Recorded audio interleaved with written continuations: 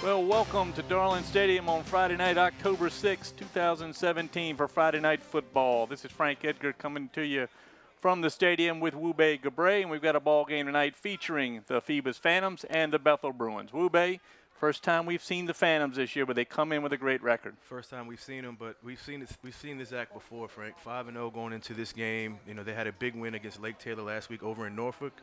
So it'll be interesting to see if Bethel can maintain, you know, somewhat of a chance to win this game. You know, with a 2-4 record, you know, they had some tough losses early in the season against Maury and Kickintan. So this is going to be a tough test for the Bethel Bruins. Well, the last time we saw Bethel was a couple of weeks ago. They played the Hampton Crabbers, got beat 22-6. Didn't play that poorly, but couldn't generate enough offense, and then they've had the same problem the last 2 weeks. Yeah, they just couldn't score. They lost 20-0 to Gloucester. Couldn't get in the end zone against Gloucester. And actually, that game was 36-6.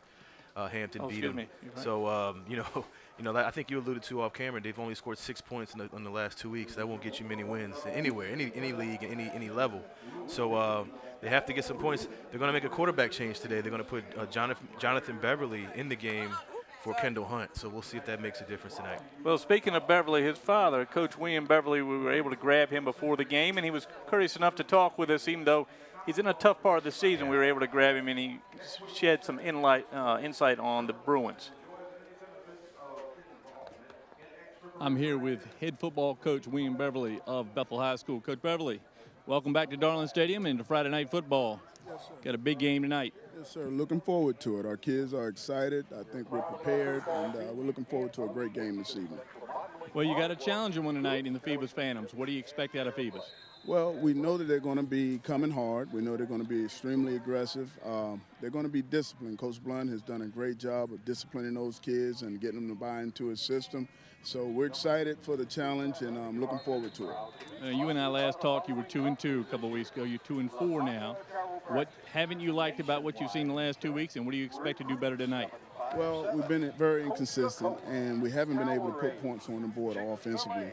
So we made some changes offensively. We're going to do some things a little differently, kind of slow it up a little bit and try to manage the game versus trying to overcome one deficit with a big play and do a little bit more managing of the game. So we're excited.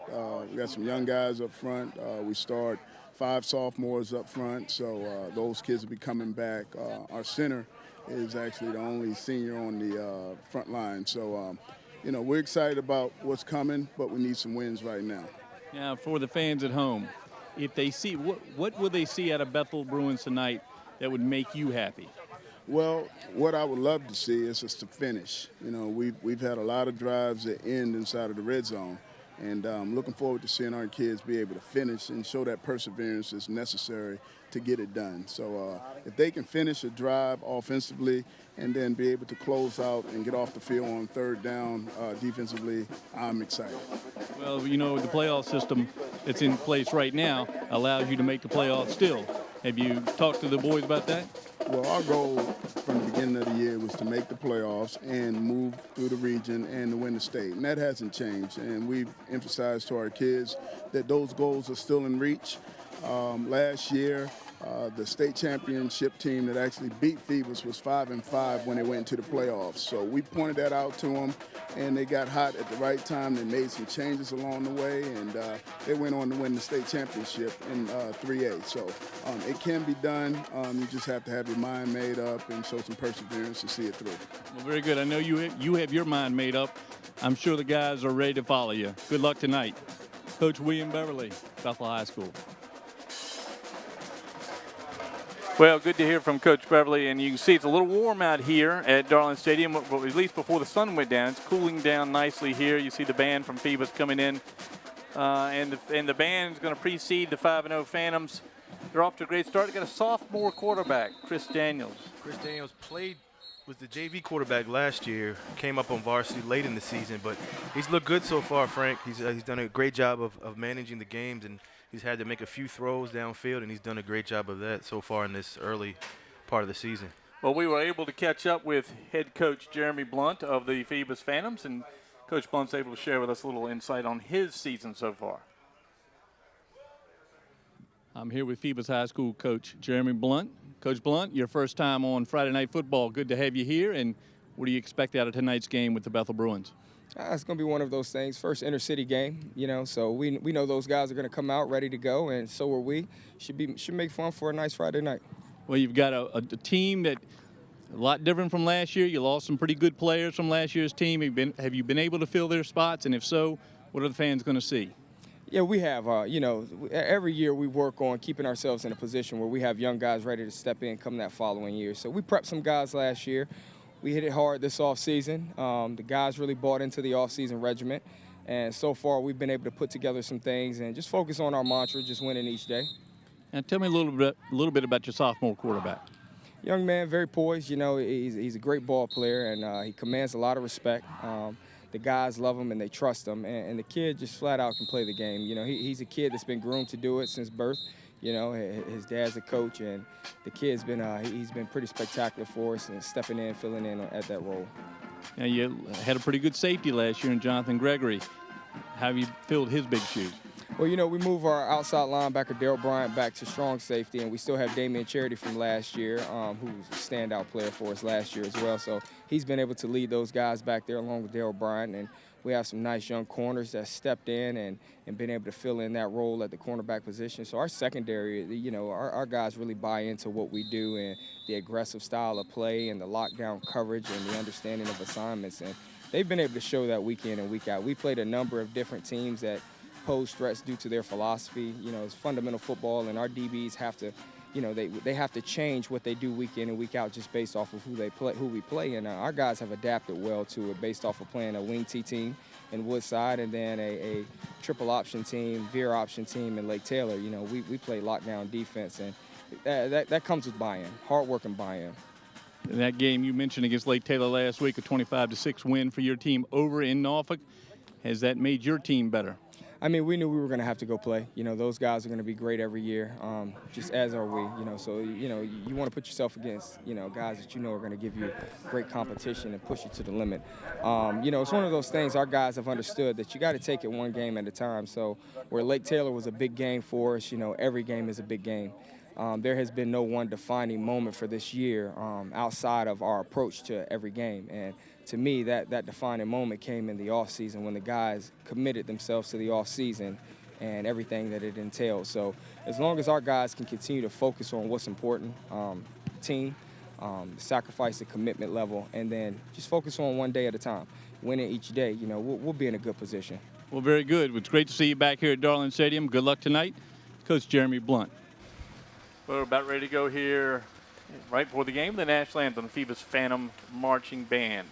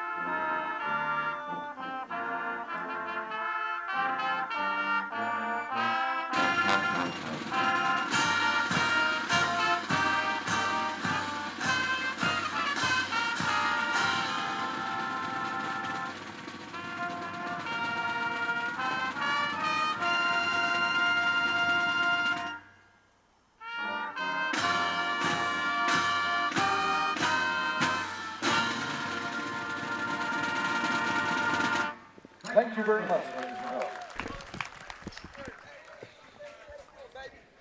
Good sound from the Phoebus band tonight, and we're going to march off the field now. Actually, the colors presented by the Marine Corps Junior ROTC over at Phoebus.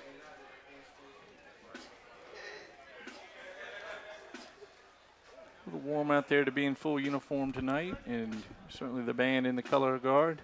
Yes, it is. Feeling it? And like you always alluded to, Frank, they practice just like the football team. The cheerleaders do the same. So it's good to see the whole contingent of extracurricular activities out here on this Friday night at Darlington. Well, we've seen our friend Vivian, who's a friend of our daughter's, that's out here taking photographs for the Phoebus yearbook. We're real proud of her out here. She's actually discovered the higher up spot here and taking a few pictures. But I'm sure she's working very hard and doing something she hasn't done before. And I bet the Phoebus yearbook will be very nicely covered, or at least this game will be very nicely covered. You see her all over the field.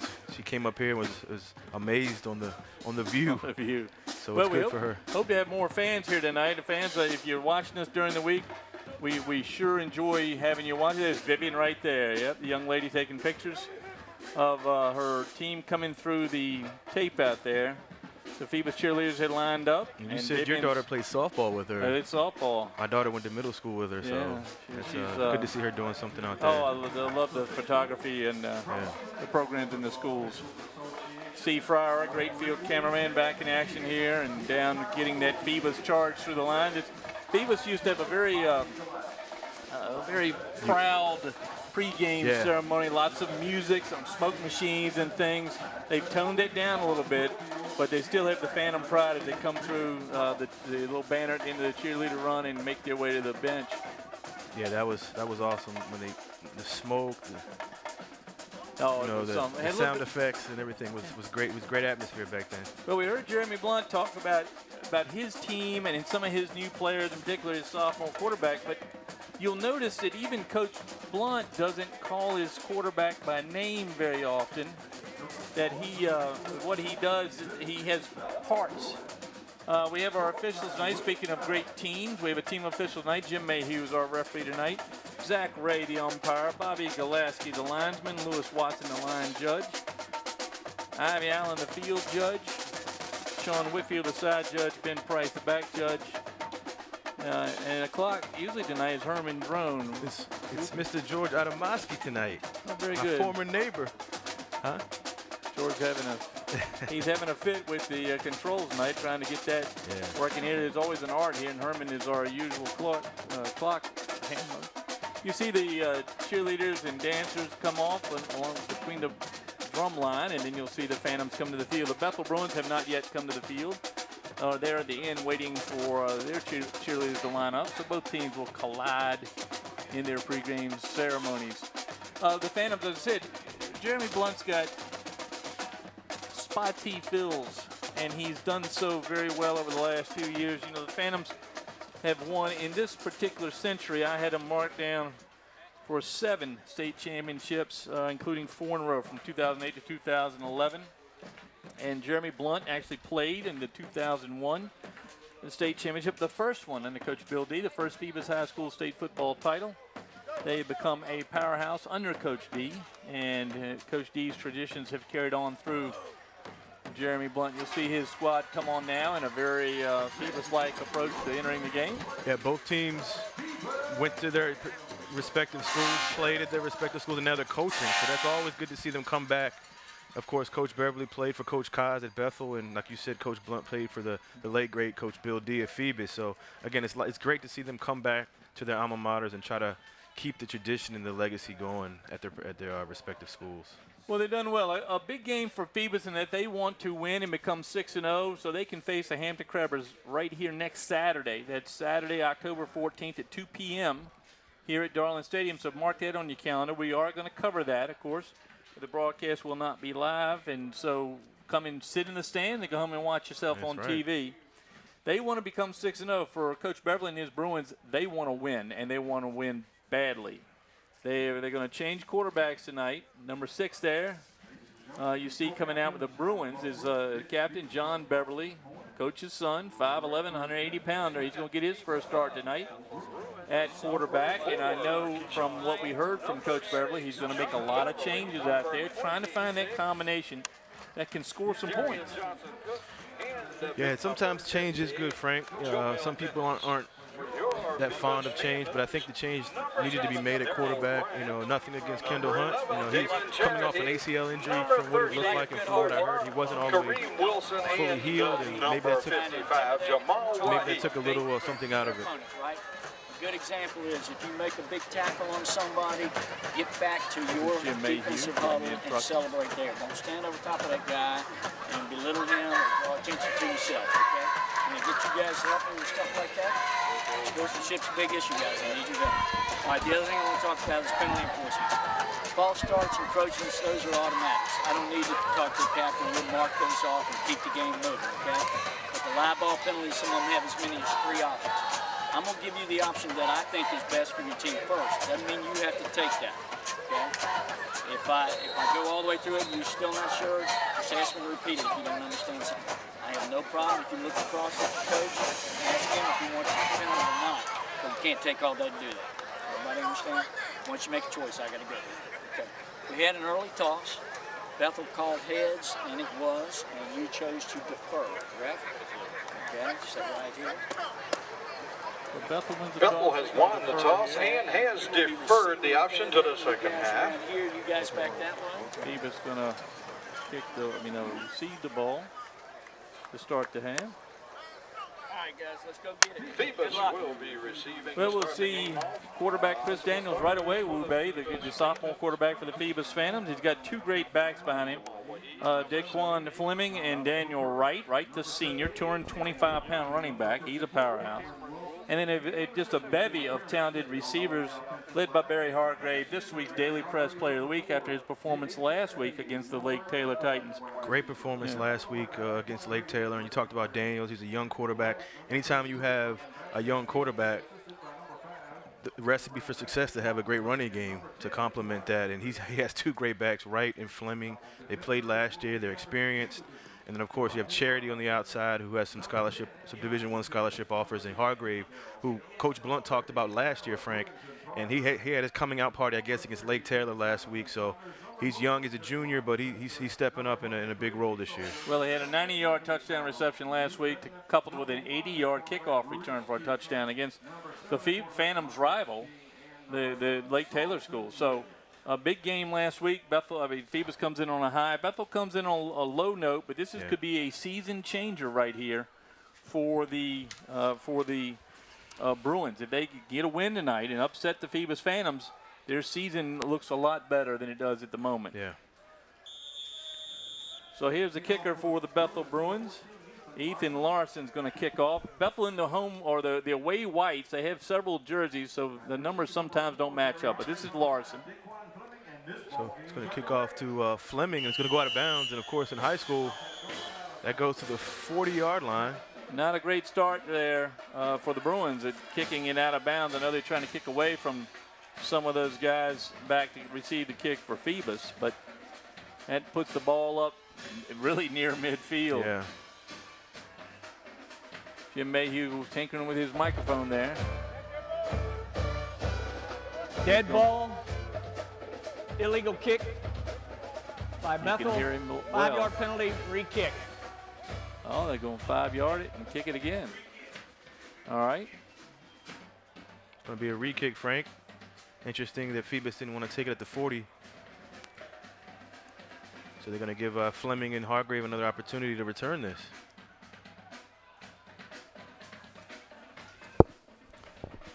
Well, Larson will come out and kick it again. The Phantoms Larson get ready. Soccer players, a lot of these football coaches do. They go to the soccer team and get some soccer players to do the kicking. He's a pretty good soccer player over at Bethel. Well, you look in the back there. That's Fleming, number 5, and Hargrave, again, the player of the week in the Daily Press, number 4. And he is lightning in a bottle. And when he gets sparked like he did last week, those 2 long touchdowns last week, lead the Phantoms to really a surprise really in the size of the win for the Phantoms. They got a 25-6 win against Lake Taylor. Yeah, Lake Taylor might be a little down. It still was a signature win for Phoebus. We'll see what happens tonight. Well, short kick called for a fair catch there on the 30 by the Phantom number 22, Corey Wilson. The sophomore gets on the scorebook. You look at these rosters, Frank. what stood out to me was the youth, sophomore, freshman on Phoebus. Of course, Bethel has a couple of sophomores that start, so the future is definitely bright for both of these teams. Well, the game's going to be made to line. The offense for the Phantoms, Jamal Waheed, Donovan Cooper, Tim Young, Cameron Wilson, and Terrence Slade up front. Barry Hargrave, Damian Charity, and DeQuandre Edwards are the receivers. Wright and Fleming the backs, and Chris Daniels, your sophomore quarterback, wearing number 10. Young man's 5'9", 175 pounds. So you got Daniels under center, Fleming and Wright behind him. Hargrave goes in motion. I'm sorry, that's Edwards in motion. Daniels fumbles the snap. Looks like it's going to be picked up by Bethel. First play of the game, Bethel gets a turnover. Interesting. It is. So the fumble there on the snap, hard to see whether it was bad timing or just dropped by Daniels. But again, one leadoff mistake by the Phantoms. Give the Bruins the ball on the Phantom 30. See if anybody, no, that's just dropped it. That's just Tim Young. And Daniels not on the same page on that. First play from scrimmage, fumble. Bethel recovers at the 30-yard line, Frank. I don't know if that was Marcus King or not on the recovery. It's hard to see. So 1st and 10, and here's John Beverly. Number 6 for the Bruins, gets his first start of the year, 5'11", 180-pounder. Beverly under center, stumbles, goes to Storm, and he's stopped right away by Purdy for Phoebus. Juan Purdy, 6 foot, 185-pound senior. So both teams starting out shaky just on simple routine plays, and that's the snap. The front line for the Bethel offense, one of their key components, Zuri Turner, Josh Harrod, Jackson Griffiths, Jomel Dennis, and Joseph Griffin. Griffiths, a sophomore, 6 foot, 275-pounder. He wears number 56. So they lost a yard on that play. It's going to be 2nd and 11 from the 31. Beverly directing traffic.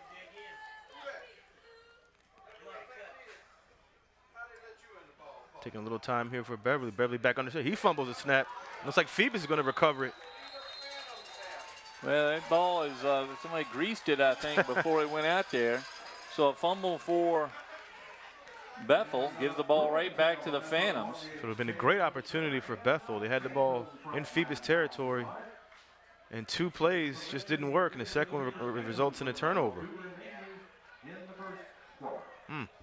Tough. So we flip back all the other page. Here come the Phantoms and Chris Daniels.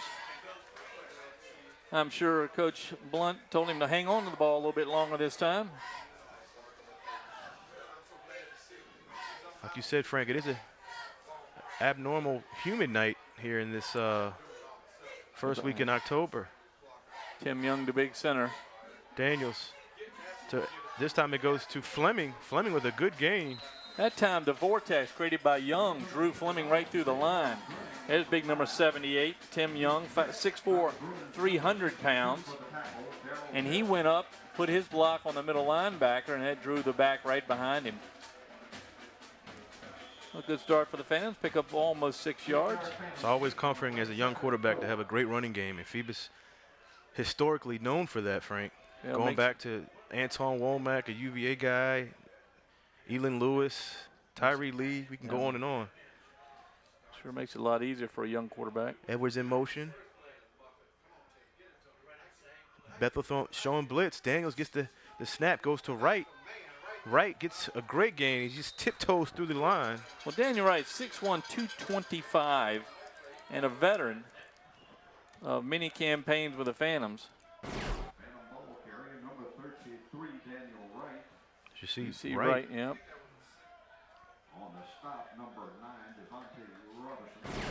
So it's gonna result in a first down.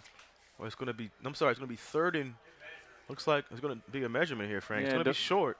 I talk about Devontae Robinson. He ended up underneath Wright. Robinson, 6'1", 210. He had Wright's 225 fall on him on that time, but he looks okay. Just short. About a 2 inches short. Yeah.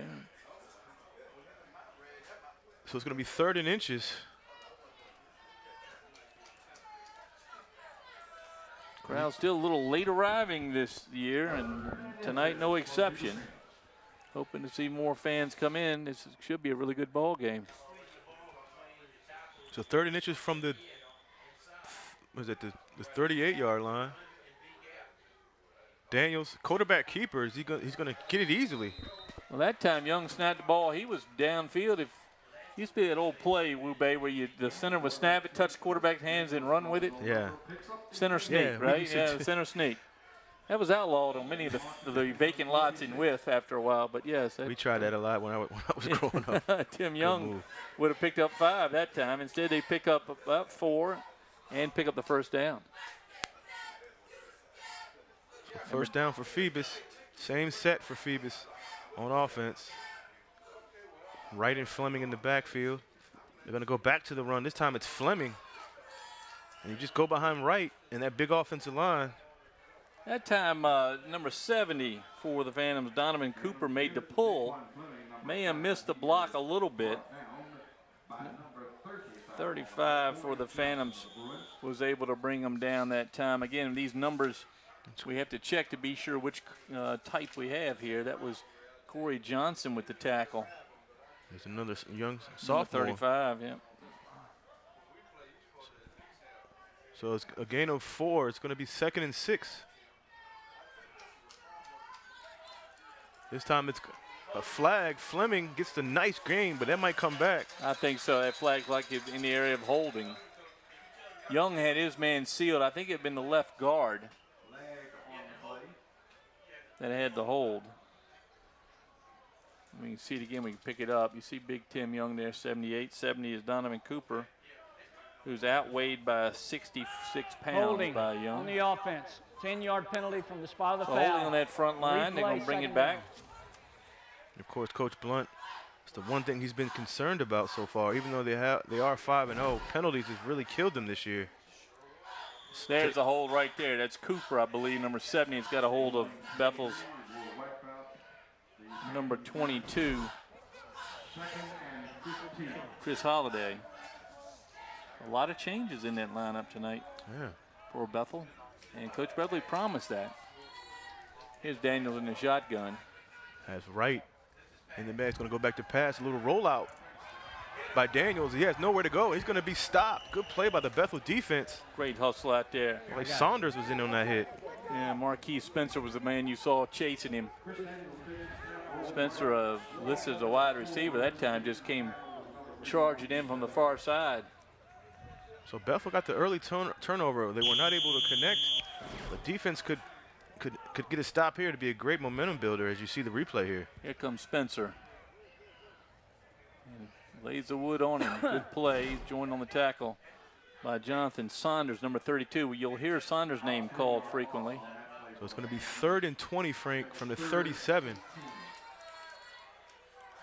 As Edwards and Hargrave are on the far side. Fleming is here on the near side. Daniels back to pass. Has a little room. He's going to throw it. It's going to be complete. Good throw. And that's going to be a first down. What a catch. Good coverage out there by the Bruins, number 21, Jaquan Penzer. But Penzer not good enough to block that one. It was a great fingertip Oh, man, catch. great throw. That was good gain as we get a good look at the young quarterback Daniels, Frank. Let's say I'd love to see that one again and see the fingertips on that catch. Good play. So the Phantoms moving in the Bethel zone. They're at the Bethel 33.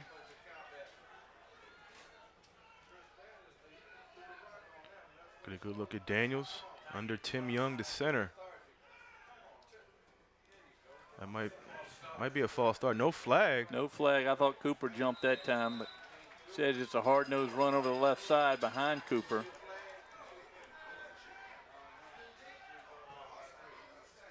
And here come the Phantoms lining up. They're going to go. I thought maybe. Yeah, he did move, yep. Wright again. You see the strength of Wright. Bethel's number 9. Devontae Robertson just hanging on. So it's a gain of 6. It's going to be 2nd and 4.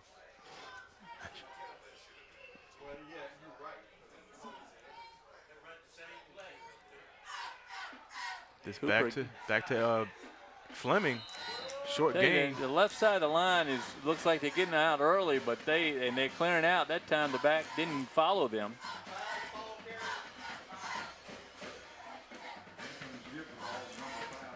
Bethel's big number 62, Darrell Taylor, 6'4", 275. A few of the Phantom players. So it was a short gain. It's going to be a huge third down here. The last third down, Phoebus was able to connect on a long pass. This is a little shorter. It's going to be 3rd and 3. Daniels.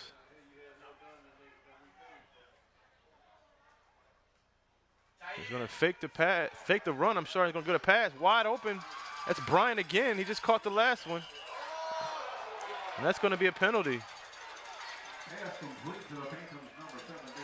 The Storm didn't realize where he was on the field. So the great catch made by the Phantoms, number 7, Darrell Bryant. Good hands out there for the big man. Bryant 5'11", 194. So that's going to move the ball down to the 5, I believe. There's a Phoebus crowd. And you always wonder, Frank, with the... After the play, personal foul. Late hit by the defense. We'll go half the distance to the goal, 1st down. 1st and goal from the 5. I was getting ready to say, you always wonder, with a big game looming next week, what's the mindset of a team like a Phoebus to see you looking ahead and not respecting Bethel. I'm sure they respect it. I'm sure all the coaches have talked about that. Their mindset right now is give it to number 5. And that's what they do. Yep. Fleming outside. Can he get the outside? Yes. Almost. Did he get in? I'm not sure he did. He was short. Yep. Look, he slowed up a little bit when he got to the goal line. Kept stepping sideways, trying to get around that last defender. There's like a flag on the play. Could be a hold. Good face, stiff arm there. Nice hanging on, though, by the Bruins, number 11, Sultan Williams. Flag right at the line of scrimmage. Like a chop block, I believe, on that. Here comes Jim Mayhew to tell us it's going to be moved back. We had an illegal chop block by the offense. That's a 2-man block, penalty. basically. One low, one high, and they catch that one every time. That hurts the Phantoms. They move back to their own 20. Man, that's a huge penalty. All right, we'll wind this. So it's going to be 2nd and goal from the 20. So no score here with 5 minutes to go in the first quarter. And this is what Bethel wanted, to keep it close as long as they can. Denny wants to finish. And then they had a early turnover they weren't able to connect on. So this is a huge, huge drive here. It's a 2nd and goal from the 20. Daniels. And Bethel jumps off sides on a 2nd and goal from the 20. Snap. Encroachment by the defense. So the Bruins penalty. hurt themselves. Remains 1st down.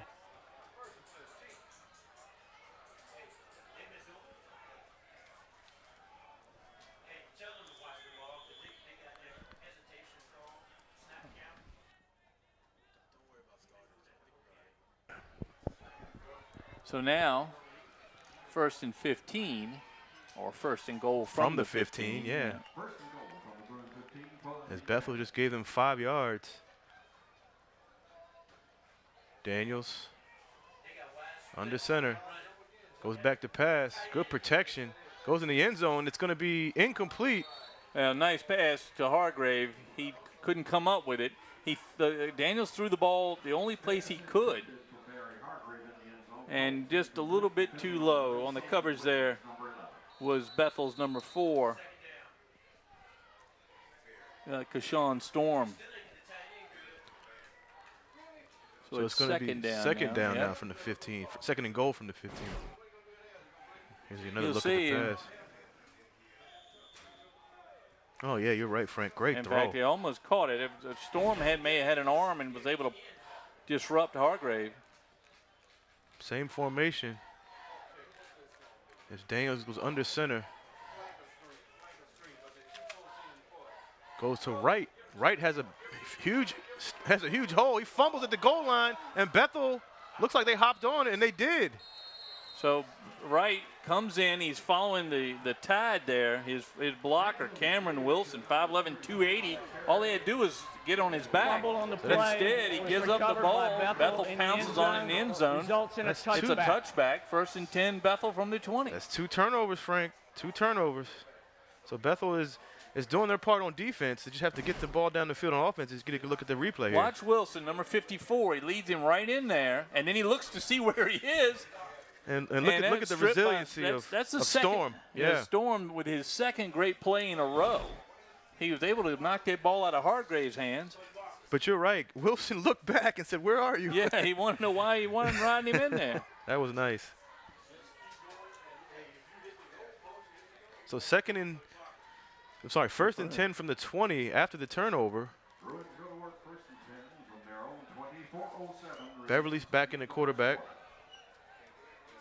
We'll see what John Beverly can do here. He's got a little second life here. As a flag is on the play. Might be a delay or. It looks like a Dead delay, ball. so another penalty. That's Delay of game against the 15 offense. yards 5 now yard penalty. total against Bethel. Of course, Phoebus 25 with 2 penalties. Well, again, a new quarterback sometimes it takes a minute to get everything straight. And he's going to be.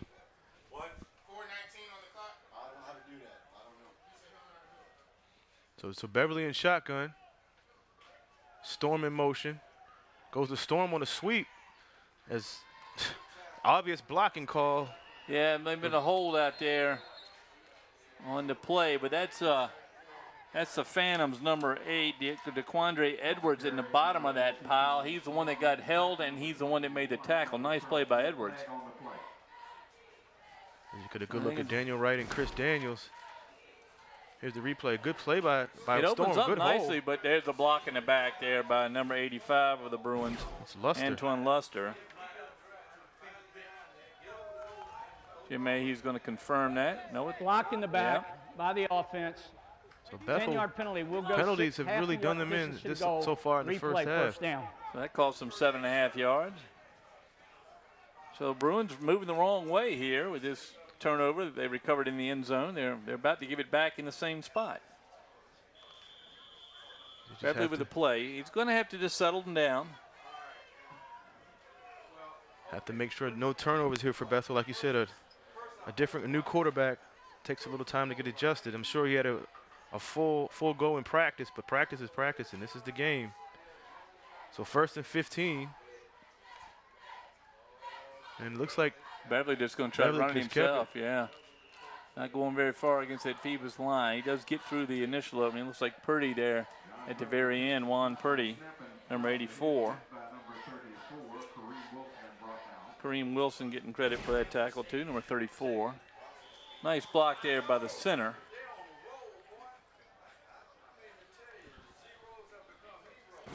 Jamel Dennis actually with the block there, number 50 was the left. He is the center, isn't he? With Griffiths on his left, big number 56, the sophomore. Austin Smith also on the offensive line, along with Harrod. It's Beverly under center. This time he pitches it to Storm. Storm has a good crease, good cut up by Storm, but those DBs over at Phoebus as they swarm on the ball. They do. It was a nice block by the Bruin that was just laying on the ground. He was knocked down and able to catch a block and caught the Phantom number 34, Kareem Wilson, slowed him down a little bit. Picked up a few yards. Still they're at the 16, looking to get back to the original line of scrimmage, was at the 20. So it's going to be 3rd down now for Bethel. Just get a good look at the replay. 3rd and 14. So here goes Storm around the corner. You see the block on the ground there, knocked Wilson down a little bit, but Almost another block in the back. Luckily they didn't call it for Bethel. tackled by 6 or 7 Phantoms. And here come the Bruins with a So 3rd down. 3rd and 14 now is it's a huge 3rd down for Bethel. Let's see what they do. Is Phoebus jumps off sides. It's going to give them another 5 yards. Okay. So 5 more for the Phantoms. Prior to the snap, encroachment by the defense. 5-yard penalty. Phantoms Third now down. with 30 yards in penalties on 3 out of 3 penalties. Coach Jeremy Blunt there, as you see him in front of the player with the helmet. So it's going to be 3rd and 9 from around the 20, 21-yard line. Good shot of John Beverly. Coach's son. Goes to Storm. Storm had a hole. That's another flag. Might be another hold. Another coming hold, back. I think, yeah. That was probably going to be declined. And so Storm doing all the ball carrying. So, as I said, heard in the booth, a sloppy game so far from both squads. And a little warm, a little humid tonight. Not quite as cool as it's been the last couple of weeks. But, and then we saw the ball a little slippery. Holding by the offense. That penalty's declined. Brings up. That's what I thought they'd decline it and just get the down off the board. So the two turnovers, Bethel isn't able to capitalize. So I guess it's fourth down. Fourth and about 5. And I can't believe they're going for it. Yeah, I don't think they realized it was 4th down, yeah. So timeout here by the Bethel Bruins.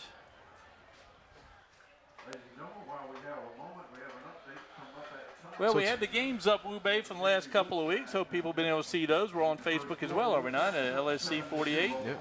Hampton City Schools, and hope you catch our videos on YouTube as well. We thank you for watching. I want to send a shout out to Ms. Bump again. She and I talked this week, the Bethel High School supporter and wonderful provider of food in our first night. I want to thank her for her comments and thank her for being a supporter of LSC. And I also want to thank Gary Nace for approaching me the night down at Van Costa's, which is a restaurant nearby, a sponsor of the sports here.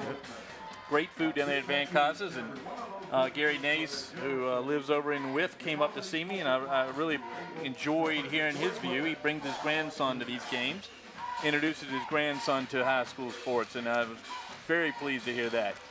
Need more young people out here on Fridays and Saturdays to see these guys play and see the band play and see the cheerleaders do their thing. Just a great time here in Hampton on the weekends. Thank you both, Gary and Ms. Bump. I appreciate that. It's great to hear positive feedback. So punting now. Like it's going to be Larson. Gets the punt off. And it's going to be caught at midfield. And he has some blockers on the near side as he take a huge hit. As Phoebus is number 9, Bryce Bailey, the senior, 5'8", 165, very quick. And it's another penalty, late hit for Bethel. Well, Bethel shooting themselves in the foot here with the penalties.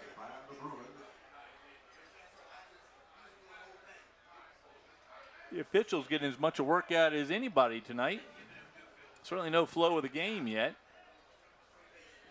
Dead ball personal foul against the Bruins. A long quarter. It's only a 15-yarder too. Still first quarter, 1:25 left in the quarter.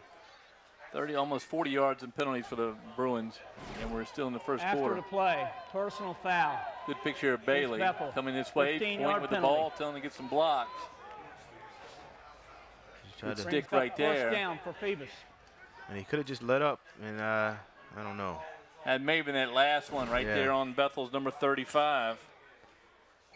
Not a smart play there. That cost his team. Well, we saw Reese Tusani on special teams. Haven't seen him on offense or defense yet. Maybe that's part of what Beverly was making some switches. Is Fleming gets the ball and Saunders gets him in the backfield. Good play by Jonathan Saunders, the senior for Bethel. We thought we'd see him called, his name called tonight. Good tackle there.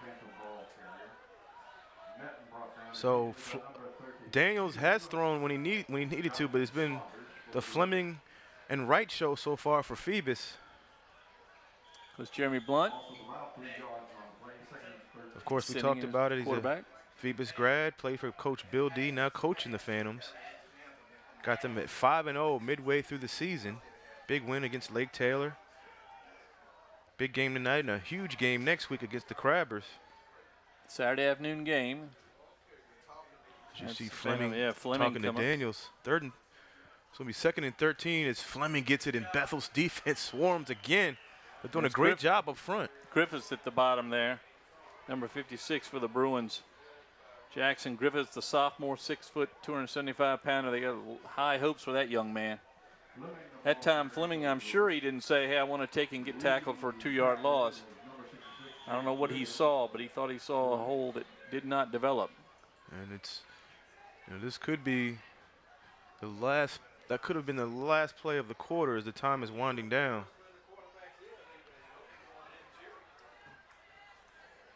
And that's going to do it. It's going to be the end of the quarter. So really a lot of effort by the officials in the first quarter. They pretty much control the half, I would say. And the officials lead, well, let's see, 9-0 in the number of calls tonight. I think there have been more plays with penalties than there have been plays without penalties. So a very sloppy start. Very uncharacteristic of Game 5. You would think maybe in the first couple games you would see that, but with 5 games already, with both teams playing almost half of their season, you wouldn't think you would see this many penalties. Coach Blunt has already talked about that early on in the season, how the penalties have really kicked him around. So he's trying to change that, and Bethel has had a lot of penalties as well. So hopefully in this, the rest of the game they can make some changes and we can avoid a lot of the penalties that we've seen so far. Let's talk about Coach.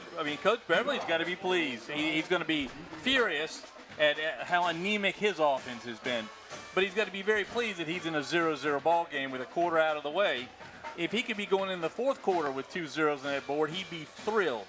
And then he would try to finish it like he told us in the interview. Great point. They had a great opportunity on this one end down here. The first play of the game, they had a fumble, and then they turned it right back over. Then they stopped a touchdown down here when Wright fumbled on the goal line. So the defense has come to play, but they have to continue this as it's going to be 3rd and 13. Daniels in the shotgun. Daniels shotgun. As usual, Wright is in the backfield. They split Fleming out. Good rush by Bethel. Daniels almost got away from it, but the Bethel defense is there once again, Frank. That was, and I'm looking at, that was number 32 that time, Jonathan Saunders, whose name we've called plenty already. But he bumped down Daniels with his hip. So let's see what Phoebus does here on this 4th down. They're going to go for it. And why not? Defense playing well. We're not sure if Anthony Wallace, the kicker, is able to kick that, but I think for the Phantoms, they're going to go ahead and go for it here. So it's at the around the 24-yard line. 4th and 16. Daniels will be in the shotgun with Wright. He has Charity and Fleming near side. Bailey and Hargrave far side. As Daniels rolls out, he's going to get hit as he throws. It's going to be incomplete. Bethel will take over on downs. Well, once again, Bethel's number 3, Marquise Spencer, the wide receiver playing on the corner tonight, pressures the quarterback, and I know he could hear those footsteps coming. That time just threw the ball too far out of bounds for the receiver. But great defense from the wide receiver. So a change that Coach Beverly said he was going to make, one of them is having Spencer in there to play the corner. He took Hunt out. We haven't seen King. We haven't seen Toussaint, the guy that he raved about early in the season. We're not sure what happened in practice. He's made some changes, and so far so good for Bethel. So 1st and 10 for the Bruins from their own, was it 23?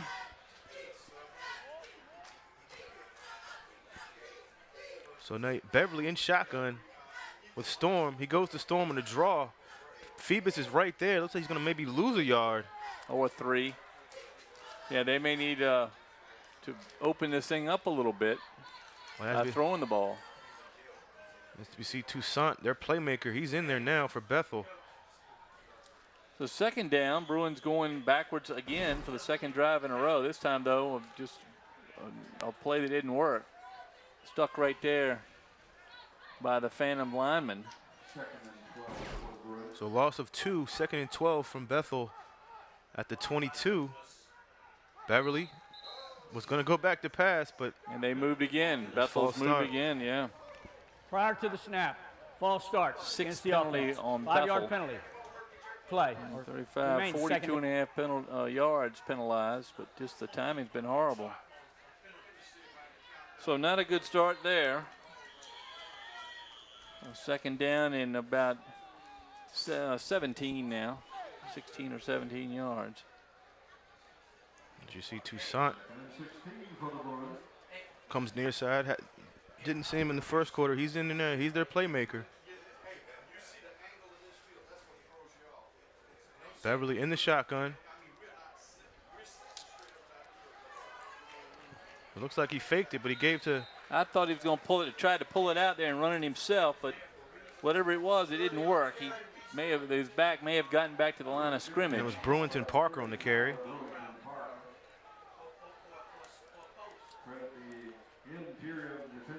So it's going to be 3rd and long for Bethel. Because I don't believe Beverly has attempted a pass. He tried to go back and throw one earlier, but they called it a false start.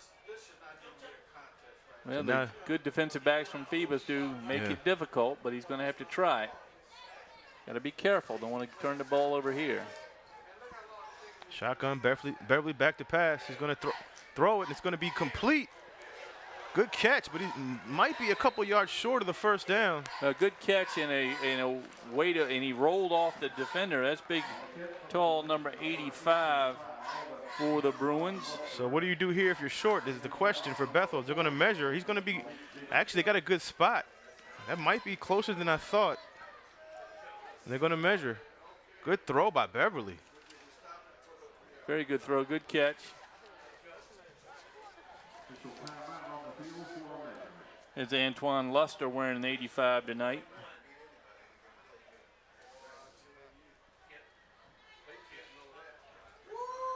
They're going to give it to him. Now, that was the tackle. He was up on the First shoulders down, of the Bethel. tackler. And Luster, by rolling off of the tackler and rolling forward, picked up the first down. Great play. Bethel's second first down tonight. First pass by Beverly. That was a tight throw over the middle. I misspoke. First down, I believe, for the Bruins tonight. So here we go. First down and 10 for Bethel.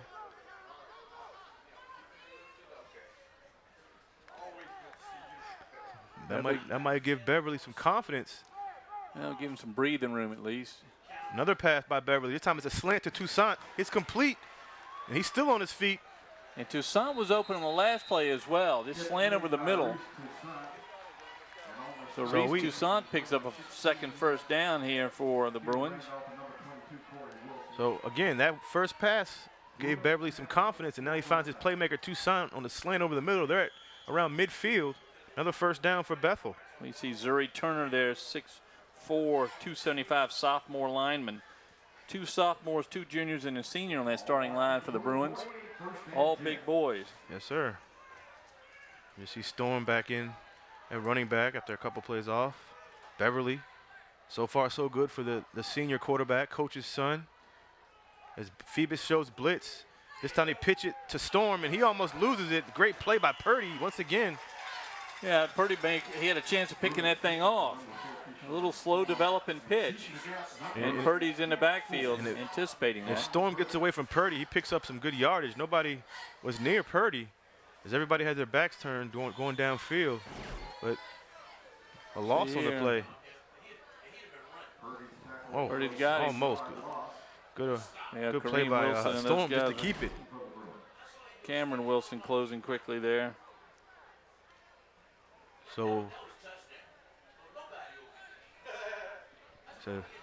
if Purdy wouldn't have made that tackle, I think Storm would have still been running. It was all green after that. So Beverly, this time to Storm on the inside, and he goes nowhere. There's just nothing there. The Wilsons have the middle plugged up. That time, Cameron Wilson's 5'11", 280, a senior, number 54. And they just plug in the holes. The lines are blocking or holding each other up, and there's just no space in there. As you see, Purdy Storm. again. Yeah, Purdy's all and over Wilson the place so on the far. inside. Has that same number, 84, as Deloach. Ramon Deloach Yeah, kind of Ramon. reminds me of him with the dreads hanging out of his helmet. So it's going to be a timeout, I believe, on Bethel. Their second of the half. And they go over there and talk. We go back to that passing game. So 0-0, Frank. I'm not going to say I was surprised. I knew I'm it would be stunned. close early. I'm very surprised, but I'm very pleased to see that Bethel is putting up quite a fight. Yeah. It's been a rugged and poorly, sloppily played. How about that it has game? been. But for the Bethel Bruins, they're in a tie ball game. They get one break, and a team that's looking ahead to the Hampton Crabbers next week may be in trouble. Yeah, that's one thing you have. You know, you're dealing with young kids, and you know they know what the rivalry means. But you know that's why you have to play what's in front of you. And not saying they're looking ahead. We're not saying they are, but you know Bethel's here to play tonight. Got 2 turnovers, 2 huge turnovers. I mean, the one on the goal line was a touchdown saving. Touchdown, yeah. So you see. That was Phoebus coach Dickie Van Dyke there coaching his kicker, Anthony Wallace. Van Dyke's been in with that Phoebus staff for all through their glory years. He coaches all the kickers from the area as well. And of course, Eric Anderson is a great kicker for Phoebus. He went on to Delaware. Well, also some of those a quarterback. Newport News kickers, the Menchville Denby kickers in the past have gone on to college careers with working with Coach Van Dyke. Yeah, the name escapes me. I remember a couple of them that came from, I think the Christopher was one. He played somewhere, and they had a couple other kickers from Warwick. Coach Van Dyke coached both of them. Well, here's Beverly in the shotgun. 3rd and about 18. So another long 3rd down as Beverly has time. He's going to have to run, and he's not going to pick up much. If you look at the receivers, I wish we could freeze the picture, but they were man-to-man coverage, and every one of them was closely covered by a Phoebus Phantom. There was nobody to throw to. Nowhere to go. Because Beverly had time to look, but he saw the same thing we did. Every receiver was covered very tightly. So it's got to be a sign where Coach Beverly is going to try to improve that. So Bethel into punt. If they got 2 first downs on that drive. So Larson into punt for Bethel. Good punt as that sends Bailey back at around the 25. He has some blockers on the far side. He's going to almost break it as he gets close to midfield. You know, Bailey doesn't get a lot of the credit over the last few years. He's been overshadowed by some, but Bryce Bailey, quite a talented young man and absolutely fearless. Bailey 5'8", 167, and fearless. Watch this run up the sideline. He gets into high gear right away. And he doesn't get much of the credit because you have Wright and Fleming, but if he was on the other team, he'd probably be the star on any other team. But good for him to stick around. And college recruiters will see it. Yes. They see it. So Phoebus back on offense. 6:05 left in the half. 0-0 is the score. Bethel defense has come to play. They've got 2 turnovers. Daniels in shotgun. This time Hargrave in motion, gets the sweep. He has some blockers on the near side as Bethel closes in, but Hargrave gets about, what, six or seven on the play. Good defense by Hargrave. A good defense by the Bruins on Hargrave because he is lightning, and you see him look for that hole. There he is, number 4. And then there was no hole. Good defense by the wideouts. They closed quick as it could have been a hole. Tyrone Newton right there, but the Bruins held yet in on the tackle, number 20. There he is. A pickup of 8. I'm surprised no call there. So 2nd and 2 from the 45.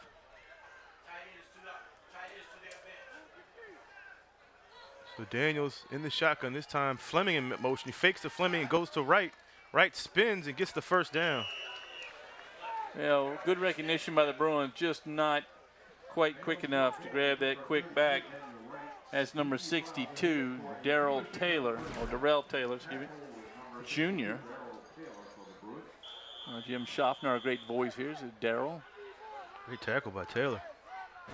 Daniel Wright, you see, it's hard to bring down, too. I mean, 225 pounds at you, moving quickly. So first down, Phoebus. There's Wright. See Wright with Daniels. Daniels back in the shotgun, doing a lot of motion this quarter. As he fakes this time. No, he gives to Fleming. Fleming goes on the outside. Had a little room. He's still on his feet. Picks up about 5 on that run. A good play again by Tyrone Newton, who clogged the hole just by appearing there quickly on Fleming, and then Fleming tried to go to the next slot, and he was met again by Newton. So pick up of 5. It's going to be 2nd and 5 now from around the 34-yard line.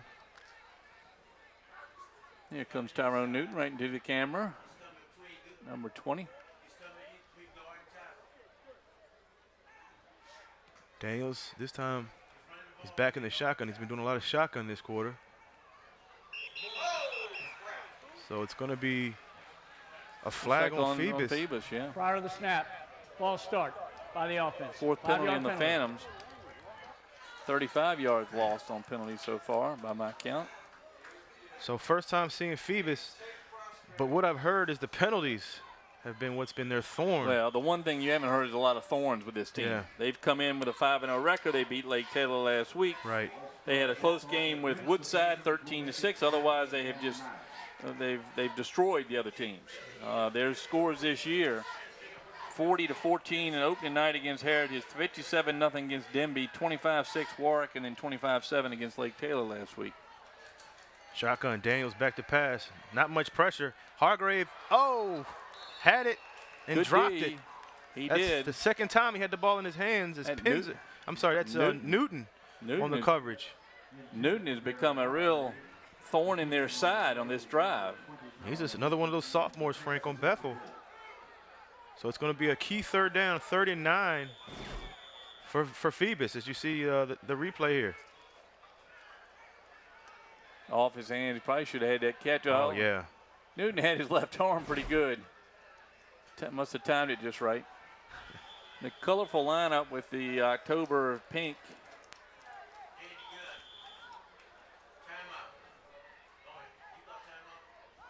Phoebus going to regroup. They're going to set. They thought they were going to time out. They did not call timeout. So Phoebus back on a 3rd and 9. Daniels in the shotgun. Daniels back to pass. They're going to call a screen. I thought Bethel had it, and he's going to get the first down and more. What happened out there? He just fell down. He just fell down. He had him in the backfield. Yep, that was Bethel's number 8. That's Demario Sims. Sims had it, got his feet turned around. And that's White on that screen. He's a sophomore. Really happy. Really See high right on him. here, right at the bottom is right there. Oh, yeah, Sims just fell down. He had him. So Bethel playing great defense against the Phantoms. Hold'em, they have not scored. There's only 3:26 to go here in the second quarter. Bethel would love to go to the locker room in a 0-0 tie. So Daniels once again in the shotgun. Jalen White next to him, number 12. Another pass. He sees Fleming in the flat. Good tackle, good pursuit by Bethel. As Fleming bounced off the first tackle, but Pinzer was there for Bethel to wrap him up. Jaquan Pinzer, 5'8" sophomore. Another sophomore. Hanging on to the leg. So Bethel's they're pretty well stocked in the defensive backfield. They have youth in the back with Pinzer and Newton. We've been calling their names a lot tonight. And for that, the clock still runs, which is benefiting Bethel. Again, if they can get in the locker room at halftime against Phoebus, 0-0. Yeah, I think Coach Phoebus, Beverly be thrilled. if they punch one, it'll deflate them. You got to make sure they don't let Phoebus get in the end zone. 2:40. Got a special guest at halftime tonight. Stay tuned for our halftime conversation. We're going to surprise you a little bit tonight. Daniels in the shotgun, has time. Back to pass. He's got Bryant wide open. Touchdown, Phoebus. Outran the defender, Newton. Newton kind of gave up, I think, on the play a little early. The fake may have gotten Newton to bite, and it wasn't but a half a step, and a catch is made. Well, Bryant with a touchdown. You'll see right here at the bottom of your screen. And the throw right there. Yeah. So Bryant hauls it in for the touchdown. Great throw, Daniels. I'm really impressed by Daniels. Here comes Wallace for the kick. Anthony Wallace, junior, 5'11", 141 pounds. Going to kick the extra point for the Phantoms. Oh, it's going to be Didn't get blocked. very far. Kicked it. No, well, I think it was kicked into the back of the center there. The snap took a while to get down. Wallace has to go on timing. So it's 6-0. And again, I still think Coach Beverly's going to be excited to go in the locker room down 6-0. He would like to put 3 on the board here, or 6 if he can get it, with 2 minutes and 25 seconds to go.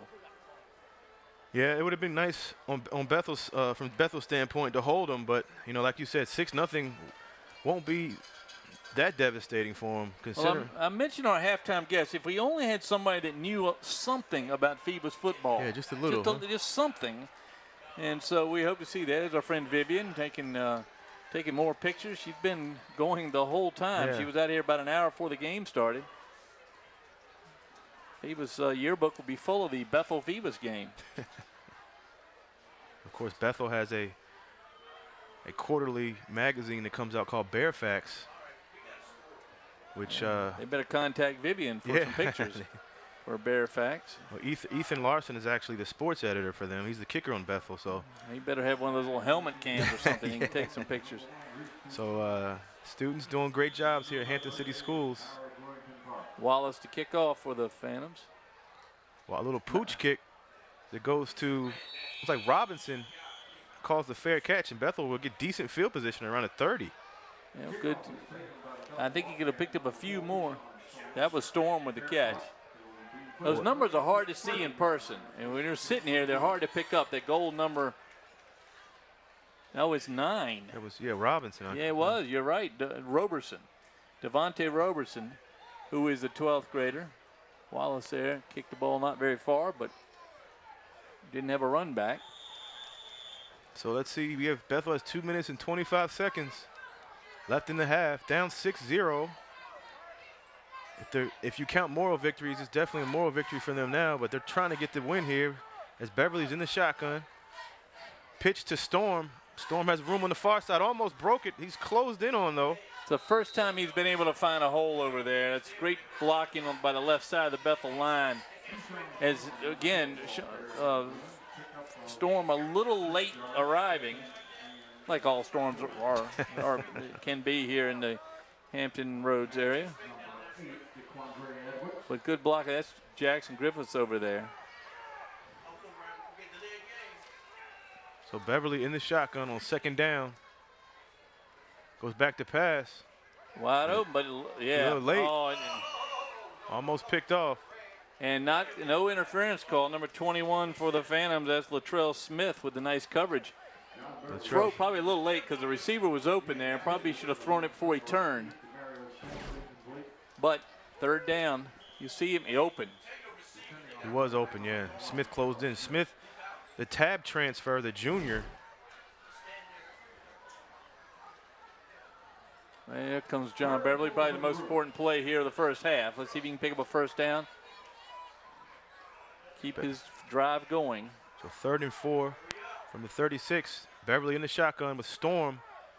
Another pass play as Beverly's not going to get out. It's Purdy once again. And on a delayed rush, and nobody got him. The line didn't see him coming. They were tied up, and he came around the far end. Purdy's had quite a half for the Phantoms.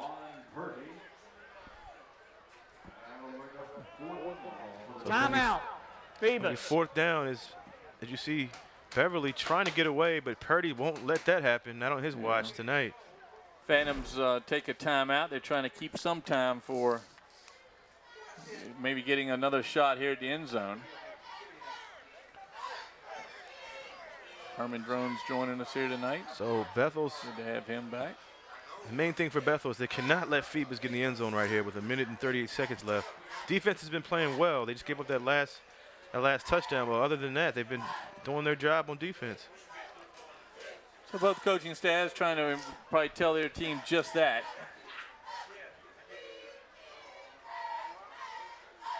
I would imagine Bethel's going to punt this away as far as they can.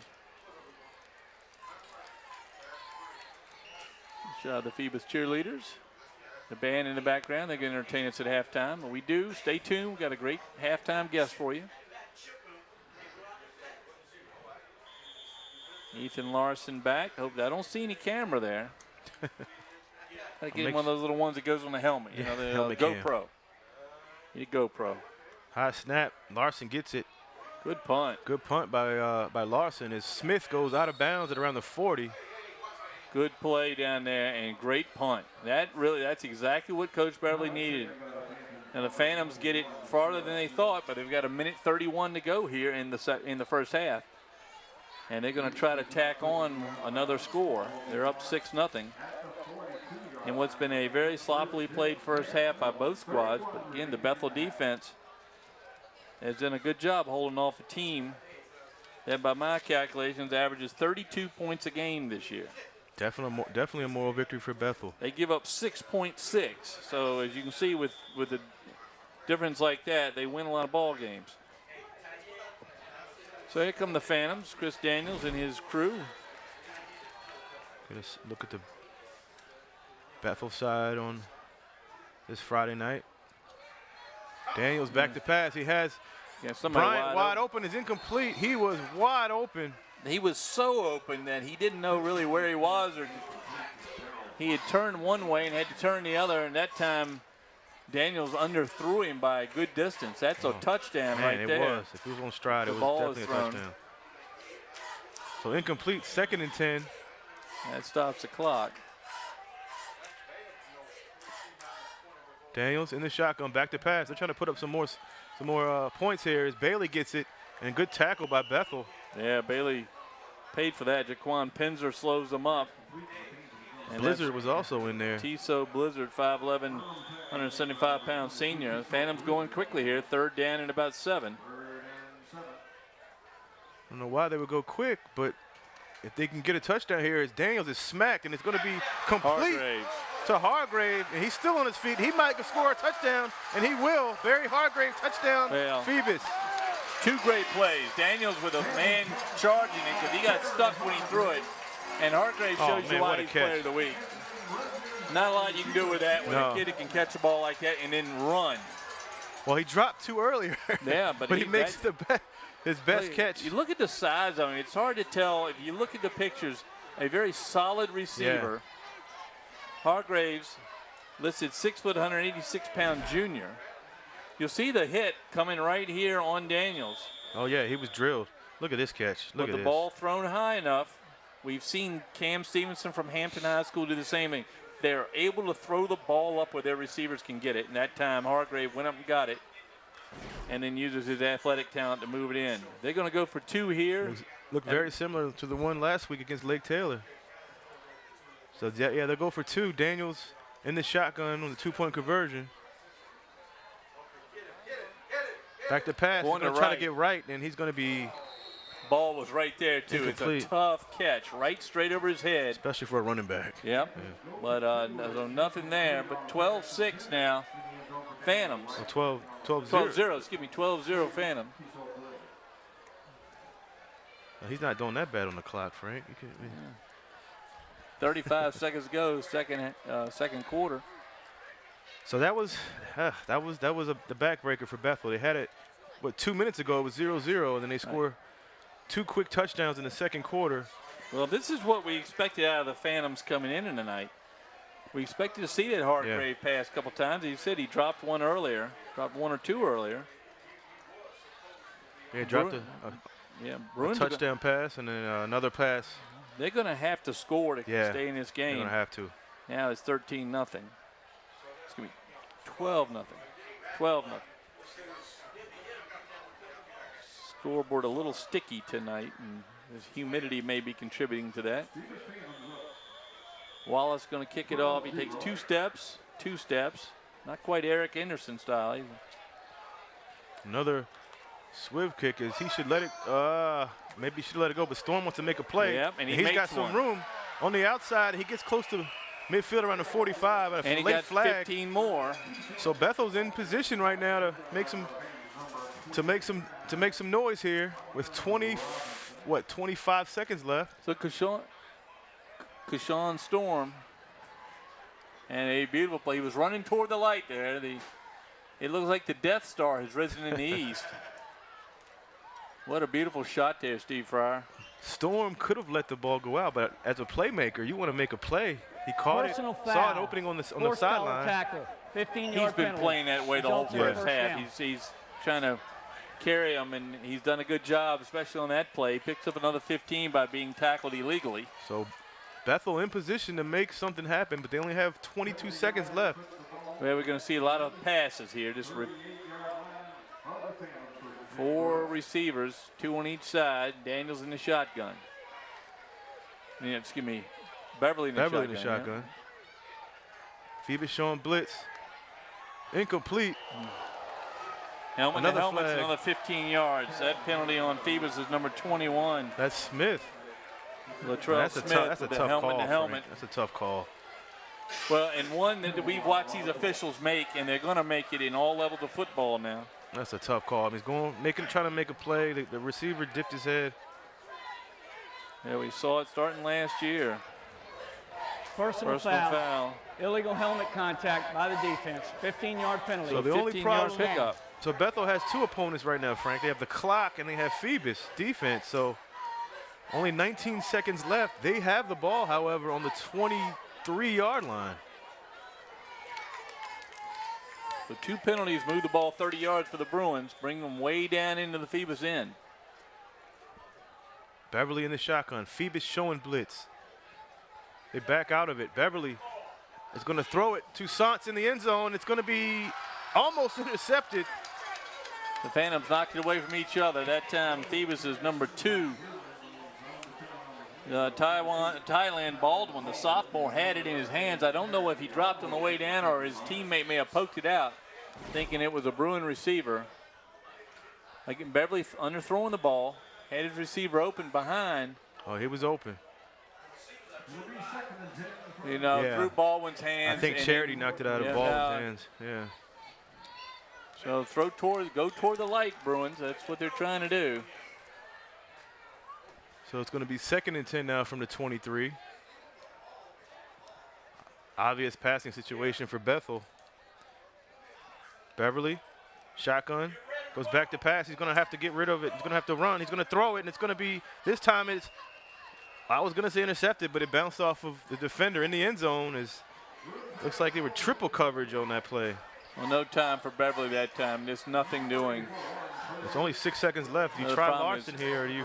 He may have a timeout left.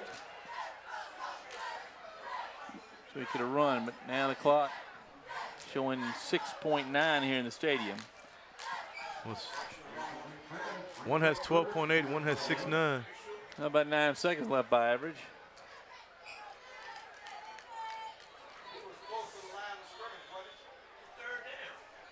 Coach Beverly's going to be trying to be upset because he's not going to be able to tell how much time's left. Well, it's 6.9 now on both. Oh, it's 6.9.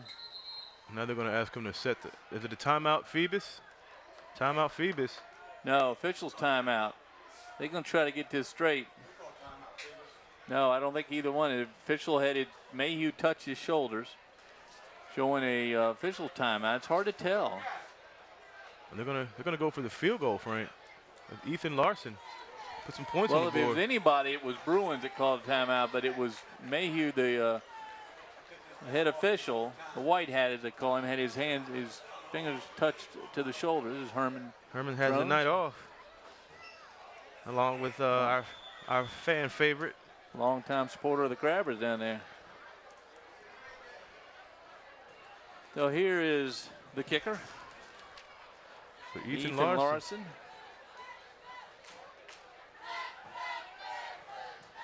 It has the distance. Yeah. That's going to be good.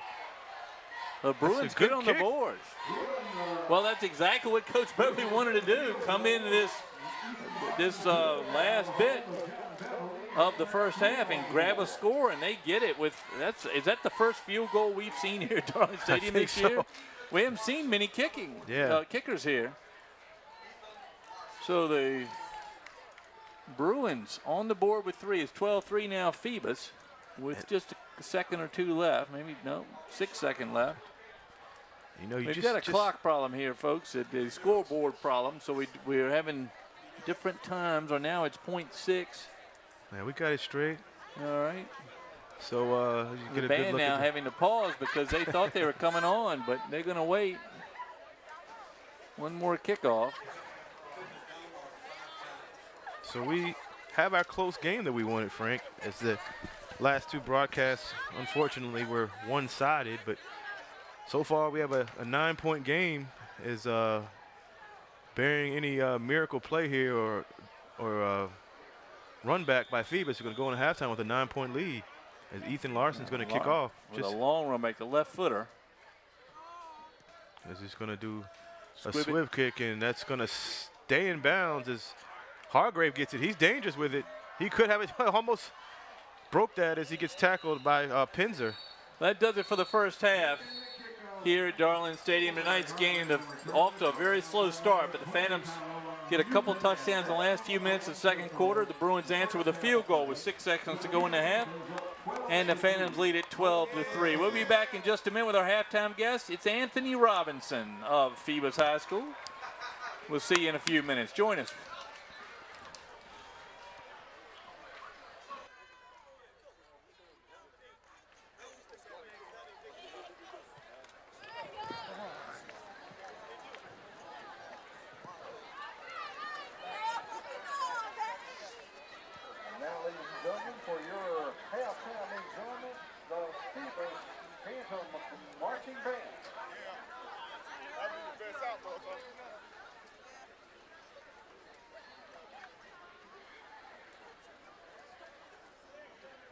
I told her to go easy over your chords this week. She already got me one good time.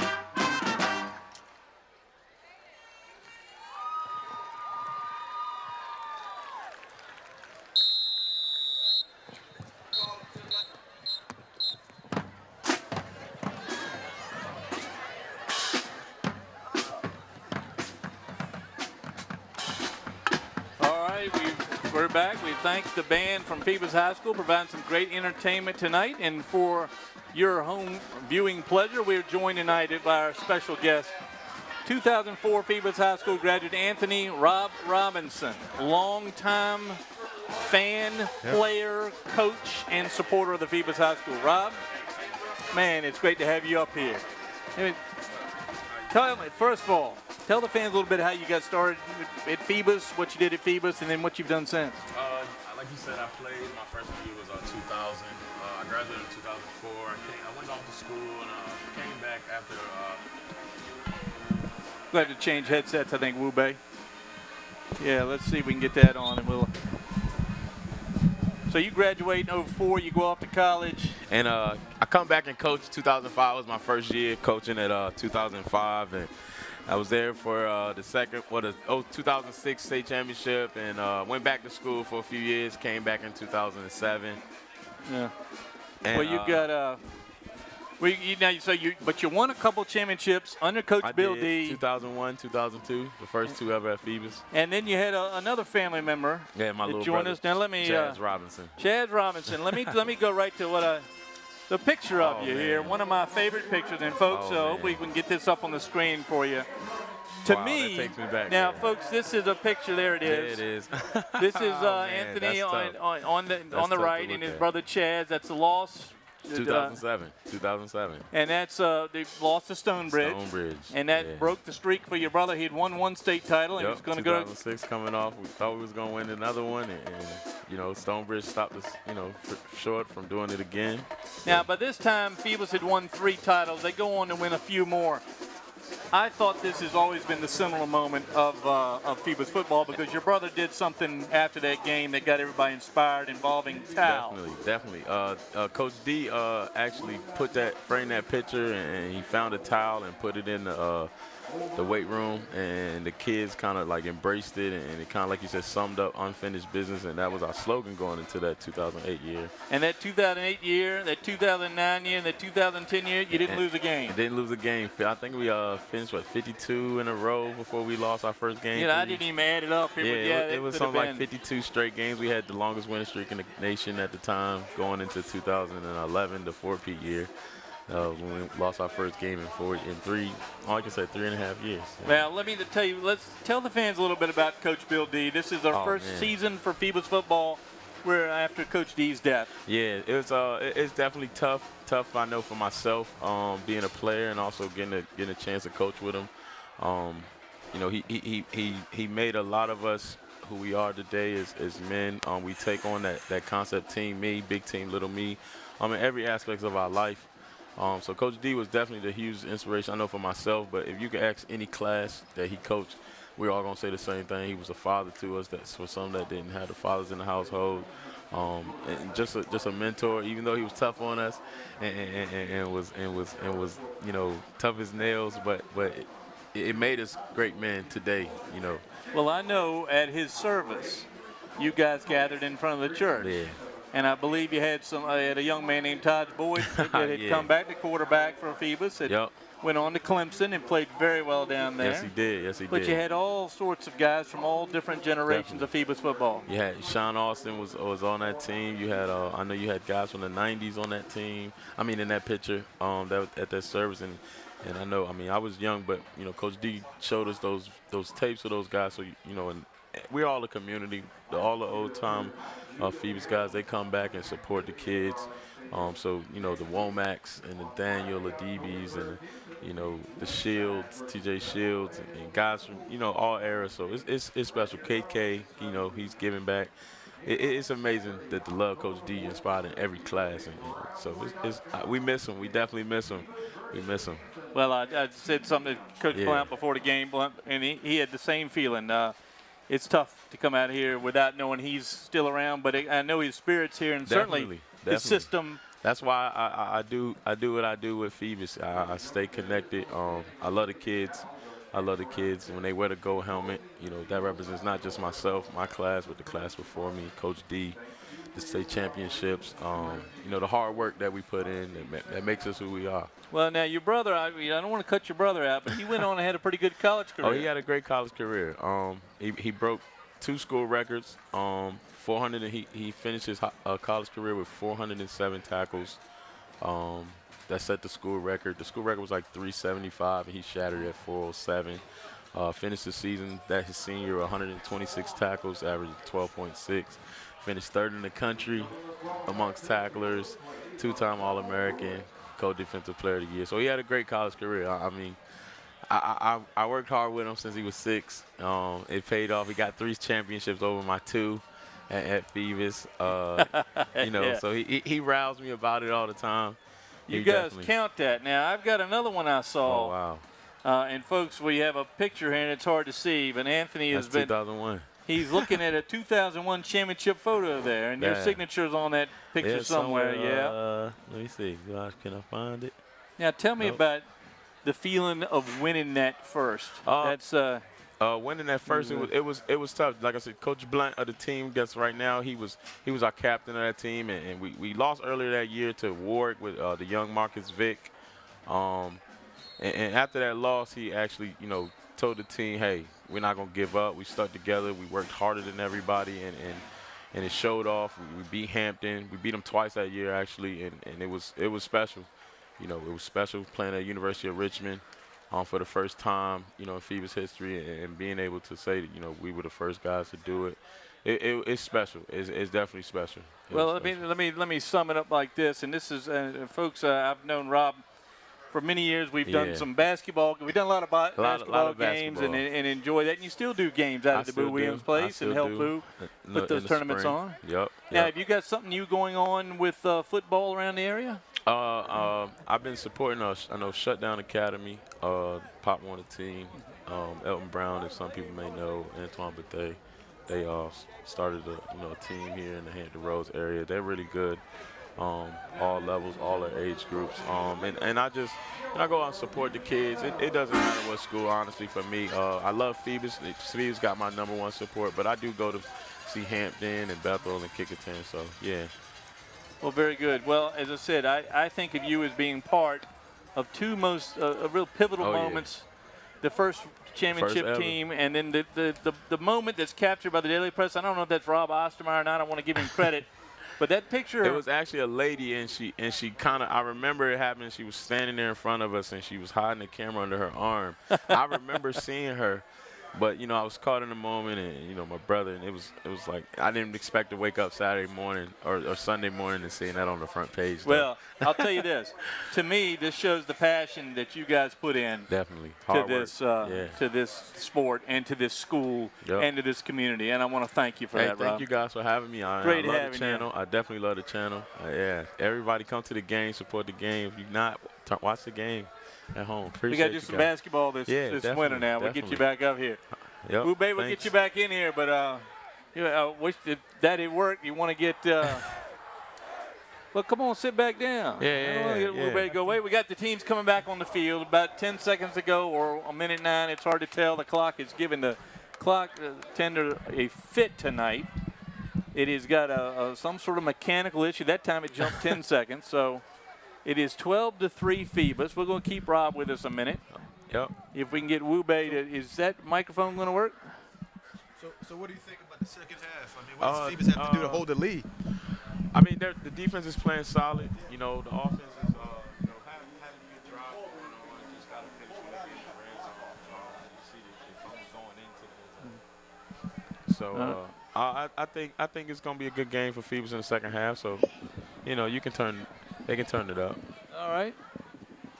All right, Rob. Well, thanks for your preview. We're going to let you go. And Wubeis, next time we're going to have a mic. Thanks for having me. We'll get you out of the basketball game. Anytime. If you knew something about basketball, we'll get you on I'm going to be out watching there. I watch everybody. You'll see me. Great. Anthony Rob Robinson. You'll see him at the 7-Eleven out there at Paul's on King Street. That's where we're there in the morning. See you now. Thank you. Great to have Anthony with us tonight.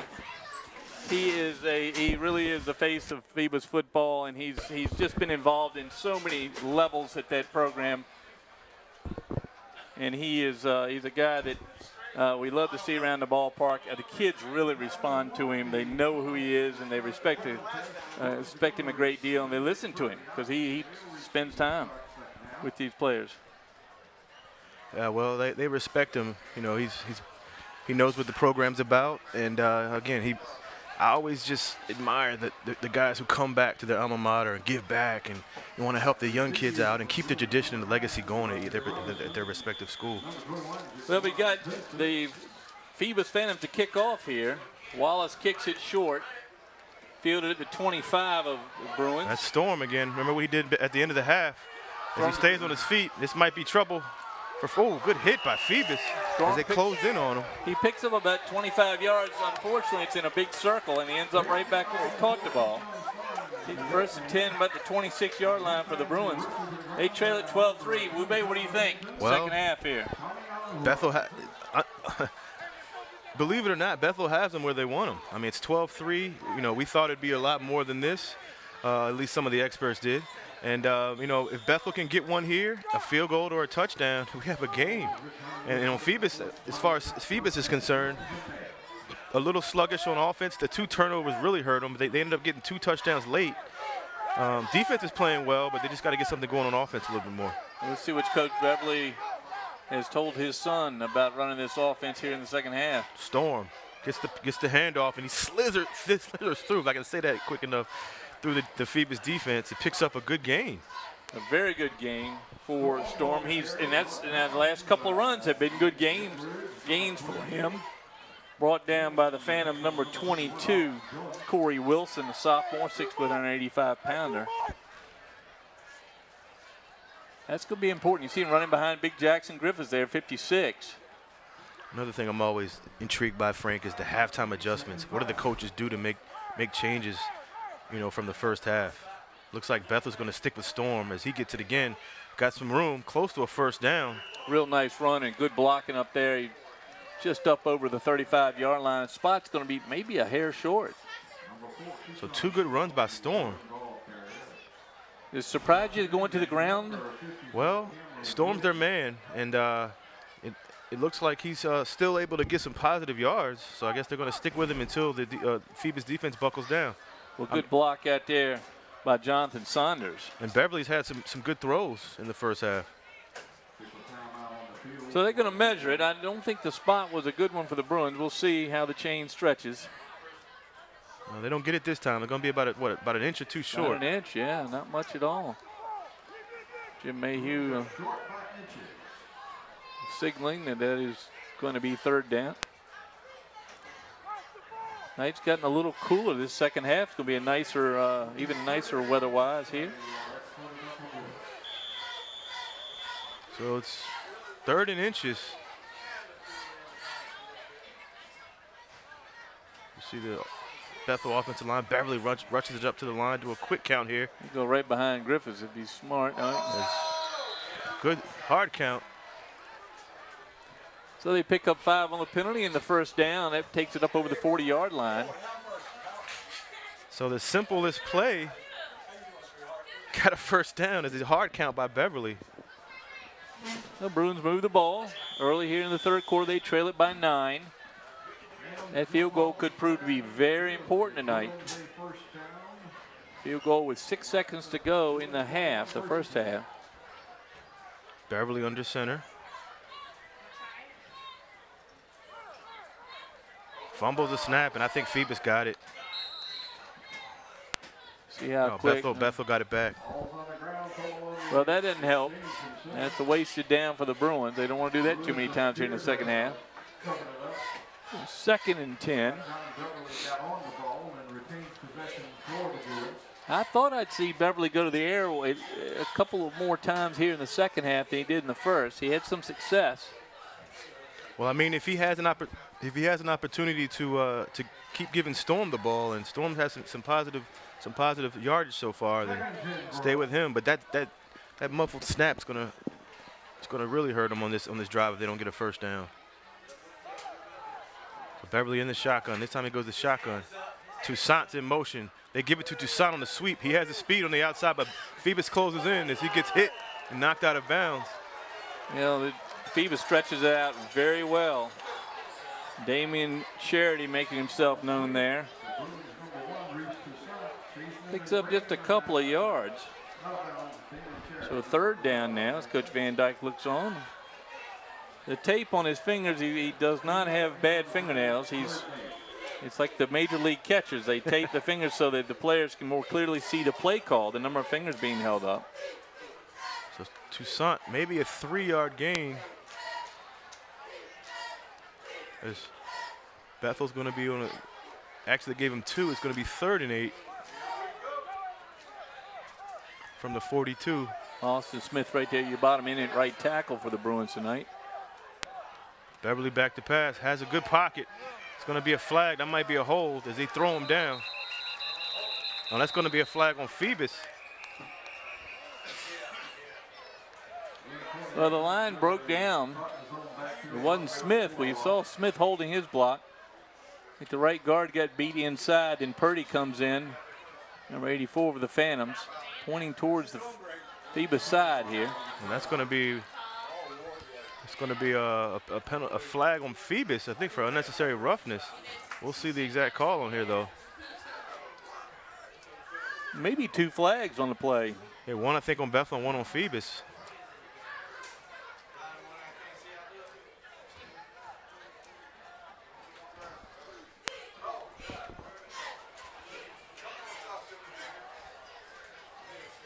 So legal shift on Bethel, personal foul on Phoebus.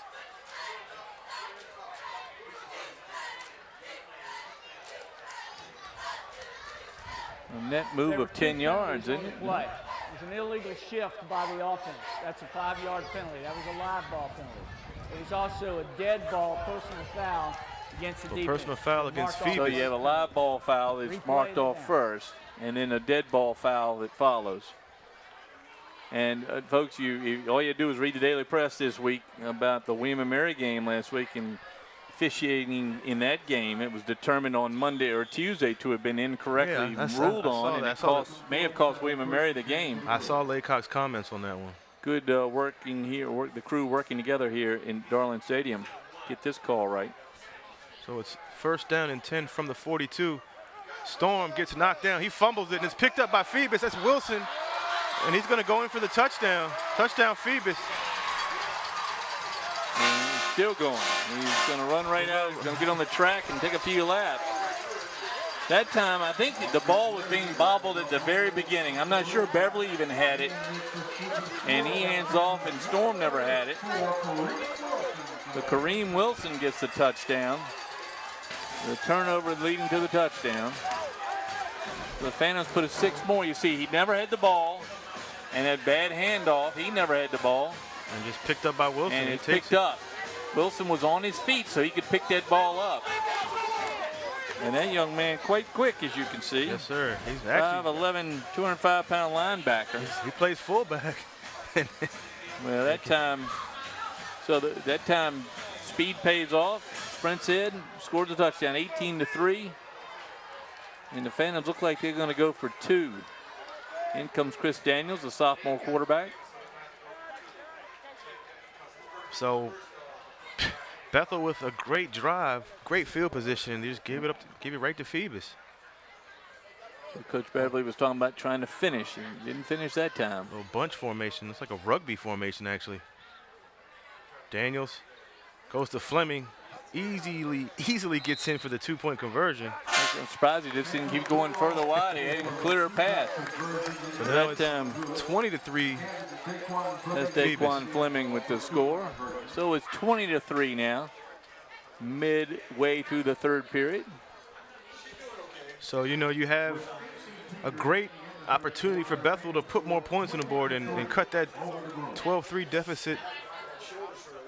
But a fumble on a, I don't know if it was players went on the right page, but a fumble. I'm not sure either player had a good grip on that ball. I think Beverly didn't get a good handle on it, and then his handoff was not cleanly done. I'm not sure Storm even touched the ball.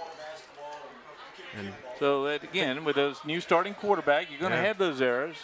Unfortunately, it came at a point where Kareem Wilson was looking for something to scoop up and run the other way. And then Purdy, he's been in the backfield all night. He might as well put a Bethel jersey on. Yeah. He's been back there so much. He was in there and disrupted the handoff, and Wilson picked it up, and he had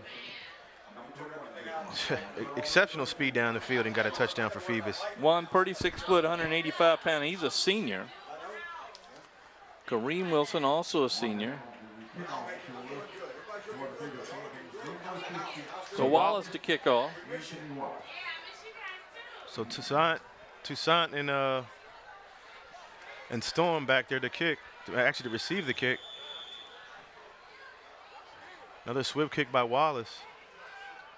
Right in the middle of the field. And that's Storm. Good stiff arm by Storm. He's still on his feet. This time he gets another good run. He's about at midfield. Well, so they're getting good field position on the kickoffs. He's got just about all the yardage for Bethel tonight, and his special teams play has been terrific. Let's see if the Bruins can put a score on the board. A touchdown here would at least keep them in the game. It's 20-3. Yeah, they need a touchdown badly here.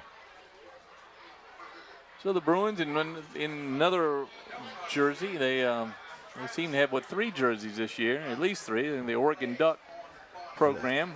I've seen him in black, white, and green this year. As you see Storm on the kickoff. Very quick. Sheds one tackle. Finally pushed out of bounds. So Toussaint goes in motion. Flag on Bethel. And number 7 for the Phantoms going to draw a foul by just getting in the face of False start by the offense. Of Toussaint. Remains first down. And that's going to cost the Bruins again.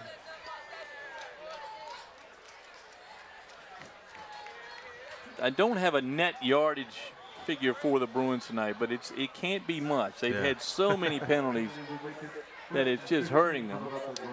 Big Tim Young for the Phantoms. Number 78, 6'4", 300 pounds. That's what a 6'4", 300-pound man looks like, a young man. He's got offers from Howard, Hampton, Morgan State, just to name a few. All want his services at the next level. So Beverly in the shotgun, pitches it to Storm. He has some blockers. He cuts it up, but Phoebus' defense is there. Yeah, he was 1 blocker shy. He had 2 blockers, but there were 3 defenders. So no room at the end. And then there's a flag, and Storm is down. Not a good sign for Bethel. And I think that's going to be against the Phantoms. There's been a lot of jawing down there. Let's see what the call is. And this is Hope Storm is okay. He's their playmaker on offense. In the backfield, as you see the cut, and it looks like he just got his ankle rolled on. I didn't see a penalty that time. We'll see what the penalty's on.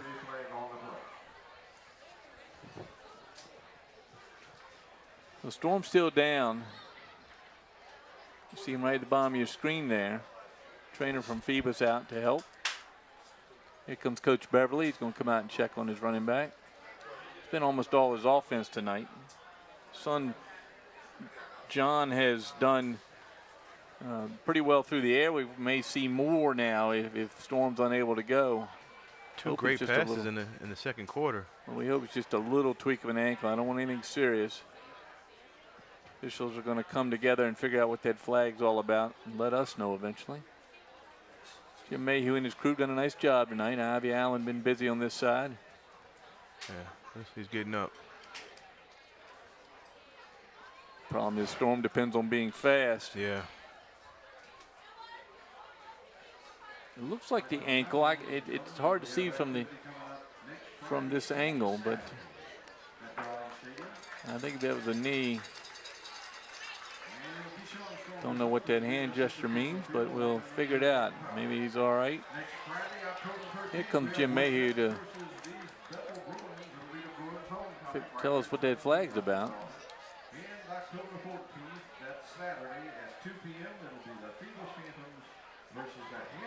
So Mayhew's going to talk to Coach Jeremy Blunt, the Phoebus Phantoms, and explain to him what's going on. Looks like it's another personal foul. I think it is. After the play, unsportsmanlike contact by the or unsportsmanlike conduct by the defense. 15-yard penalty. So now the Phantoms have really played poorly in that area tonight. They had too many late hits, too much talking in a game, especially as close as this one is.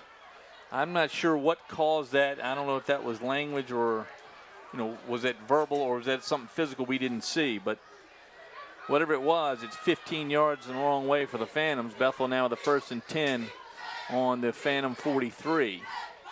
Looking to score and try to get this game back within 2 touchdowns. So Toussaint in motion.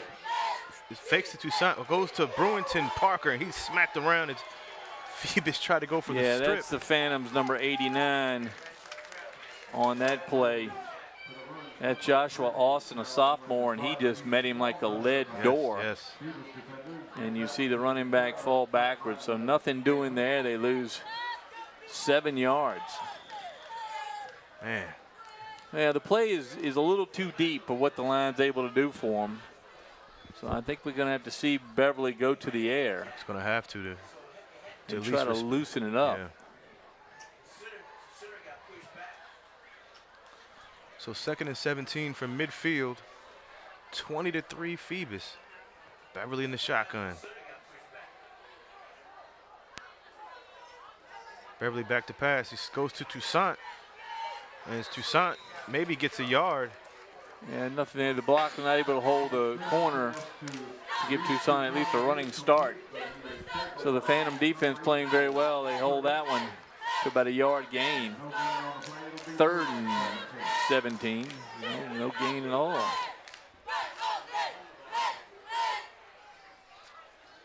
Get a good look at the Phoebus cheerleader. Yeah. I don't want you to break into Amore, by Dean Martin here. Dean Martin. The moon in the sky like a big pizza pie. So Beverly in the shotgun.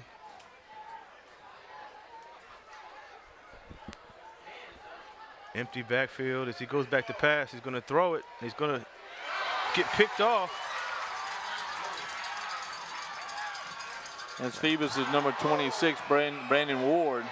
That's Brandon Ward. That's going to be a penalty on Bethel as Toussaint slams him to the ground. Well, Ward would look like the receiver on that play. There's a couple flags down.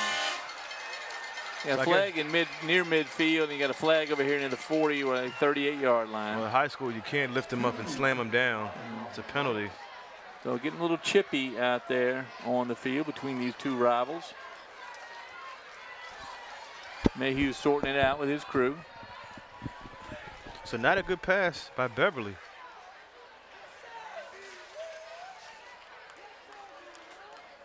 Personal foul against Bethel. You can go. Personal foul against the defense. 15-yard penalty. 1st down. So just one penalty called. Flags must have been seeing the same thing. Play, yeah. As you see, look at the Beverly interception. back, floats it out there a little bit. Didn't have much time. He was looking at the receiver there, but as you can see, there's 5 Phantoms around.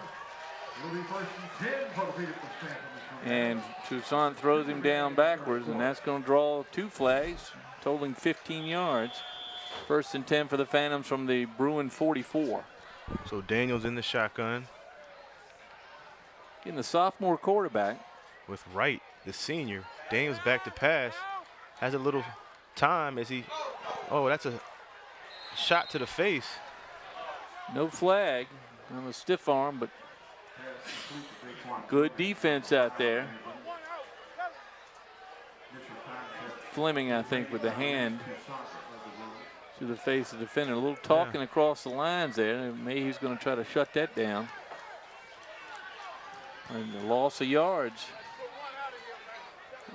Chris Daniels had a wonderful summer. The Phantoms did, playing in 7-on-7 football. Yeah, they won a couple tournaments, including a 48-team tournament. As you see here, you see Fleming with the. Oh, that's got to be a penalty. Yeah, that's a little aggressive. No call there. That Toussaint that get the hand to the face. They're going to go to Fleming on the carry. Good tackle that time by the Bruins. He held on.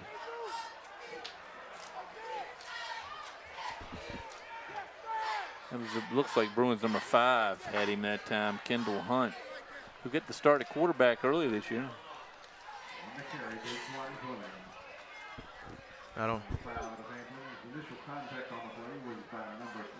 Number 3, excuse me, Spencer. Spencer's been all over the field tonight. So it's going to be third down and third and 9 from the 47. Huge defensive series here for Bethel, and they need to stop, get the ball back, and get some points. Easier said than done from up here. Daniels back to pass. He's had success, and this is going to be incomplete. It's overthrew number 9 for the Phantom, Bryce Bailey, or number 8, excuse me, DeQuandre Edwards. He is not able to connect with Edwards. And of course, Hargrave getting plenty of attention out there. There's a very busy Newton for the Bruins. Who's had a good game. He has got Burnley at one play, but that was a long time for the quarterback to get set. The Phantoms are going to punt the ball. Emmanuel Johnson. There's Toussaint back to receive the punt.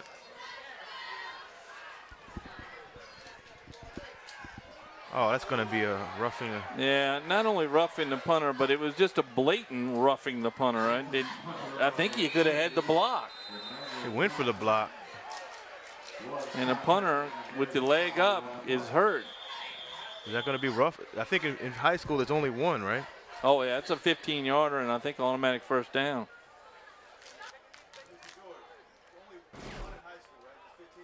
He had to block if you went for the ball. Instead, he went for the player. So it's and he catches the punter's leg. There is no running side. In high school. It's just 15 yards. Yeah. So we've got under 4 minutes. And they still looking at Johnson. As you're right, he could have went in for the block. Oh, he had to block. In fact, he could have picked the ball off. He was that much on the punter. He could have run by and caught it. Well, while we're hoping the punter gets up here soon, let's look a little bit about Phoebus High School. We talked to Anthony Robinson over the break. Here's a little history on Phoebus, the newest of our high schools, opened in 1975. The year I was born. Yeah, show off. Won 7 state football champs since 2001. An alumni, you heard, of course, the great baseball pitcher Wayne Gomes. Xavier Debe went on the NFL. Taj Boyd, who's played in the NFL and in the Canadian League. Lakeisha Frett, one of the best basketball players ever to come out of this area. Boo Williams, of course, a great ball player, went to St. Joe's, came back home and started, really had pumped up AAU basketball. And the author, Margot Lee Shetterly, whose book Hidden Figures has become the talk of the world in the last year. A wonderful book. Turned into a movie. Shetterly. You can get signed copies of that book, Hidden Figures, down at the Hampton History Museum down on Old Hampton Lane. Across from St. John's in downtown Hampton. Stop by and get your book. They made great Christmas presents. Absolutely. Margot's been very generous with her time here in Hampton, coming back and working and meeting people and signing books. Lives in Charlottesville, so she comes back up quite often. Her next book is about your neck of the woods. You're in Baltimore. She's got a story about Baltimore. Oh, really? She's working on, yes. And she's been very generous with her time. She'll come to the History Museum and set up a table and sign books for folks, and then she leaves us with a bunch of signed books down there. Awesome. So you can get those for presents. Well, 1st and 10 for the Phantoms inside the Bruin 30. As Bethel had another golden opportunity to get the ball. They had Toussaint back to return the punt, and they get the penalty on the roughing the kicker. There's too many mistakes tonight. Yeah. On both sides for a long time, but now Bethel, the mistakes have really hurt the Bruins. As they've certainly played better than they've played in the past couple of weeks tonight. Especially on defense. So Daniels under center now. The big Tim Young, the center,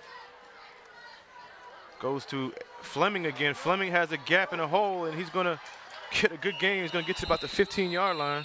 As you say, you said he's under the center of Tim Young. But the safest place you can be on that field is behind Tim Young. A good handoff that time. Going to be a penalty on the Phantoms. Once again, they're 5-0, Frank, but they can't continue to play like this in terms of the penalties. It's going to kill them when it gets later on in the season, especially in the playoffs. See big Cameron Wilson pulling that time from his right guard position, coming across and open up the hole there. But all for naught. The hold called. Should see punter Emmanuel Johnson on his feet. That's a good sign. So first down and 20. At the 38-yard line. This time Daniels, actually he's back under center. Been in shotgun quite often. Now he goes back out of it. Looks over at the sideline to call the play. Puts Bryant in motion. Now Hargrave goes in motion far side. Daniels goes to right. The bruising running back gets a good gain. Still on his feet. Picks up about, 10 yards on the run. Good tackle out there by the Bruins because Wright looked like he was picking up that speed. What is the X-Men known as a juggernaut? Once he gets going, he just keeps hard, moving. You can't move. Well, that's Daniel Wright's running style. You see him come through the line like this. Watch him pick up speed, and he just bores down. You remember last year I compared him to Elon Lewis, just the running style. Of course, Elon Lewis 2 years in a row with 2,000 yards. And he looked like a top with legs, and you couldn't. It was hard to hit, hard to bring down. Of course, he went on to Virginia Tech, but injury slowed him down and never got a chance to really show what he can do up there. As Fleming gets the carry. That time, Wright hiding behind Wright. Almost fell down there.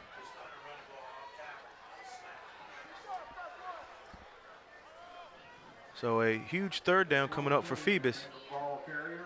Time clicking off. 2:16 to go here in the third quarter. 20-3 Phantoms. 2 late first half touchdowns and a defensive touchdown here in the third. Give the Phantoms their 3 scores. Bruins with a field goal, 6 seconds to go in the first half. All the scoring tonight. So 3rd and 6. Most likely 4-down territory for Phoebus. And it looks like Coach Blunt's going to call a timeout, talk some things over. So the Phantoms come over and surround their captain, Jeremy Blunt, former state champion with the Phantoms.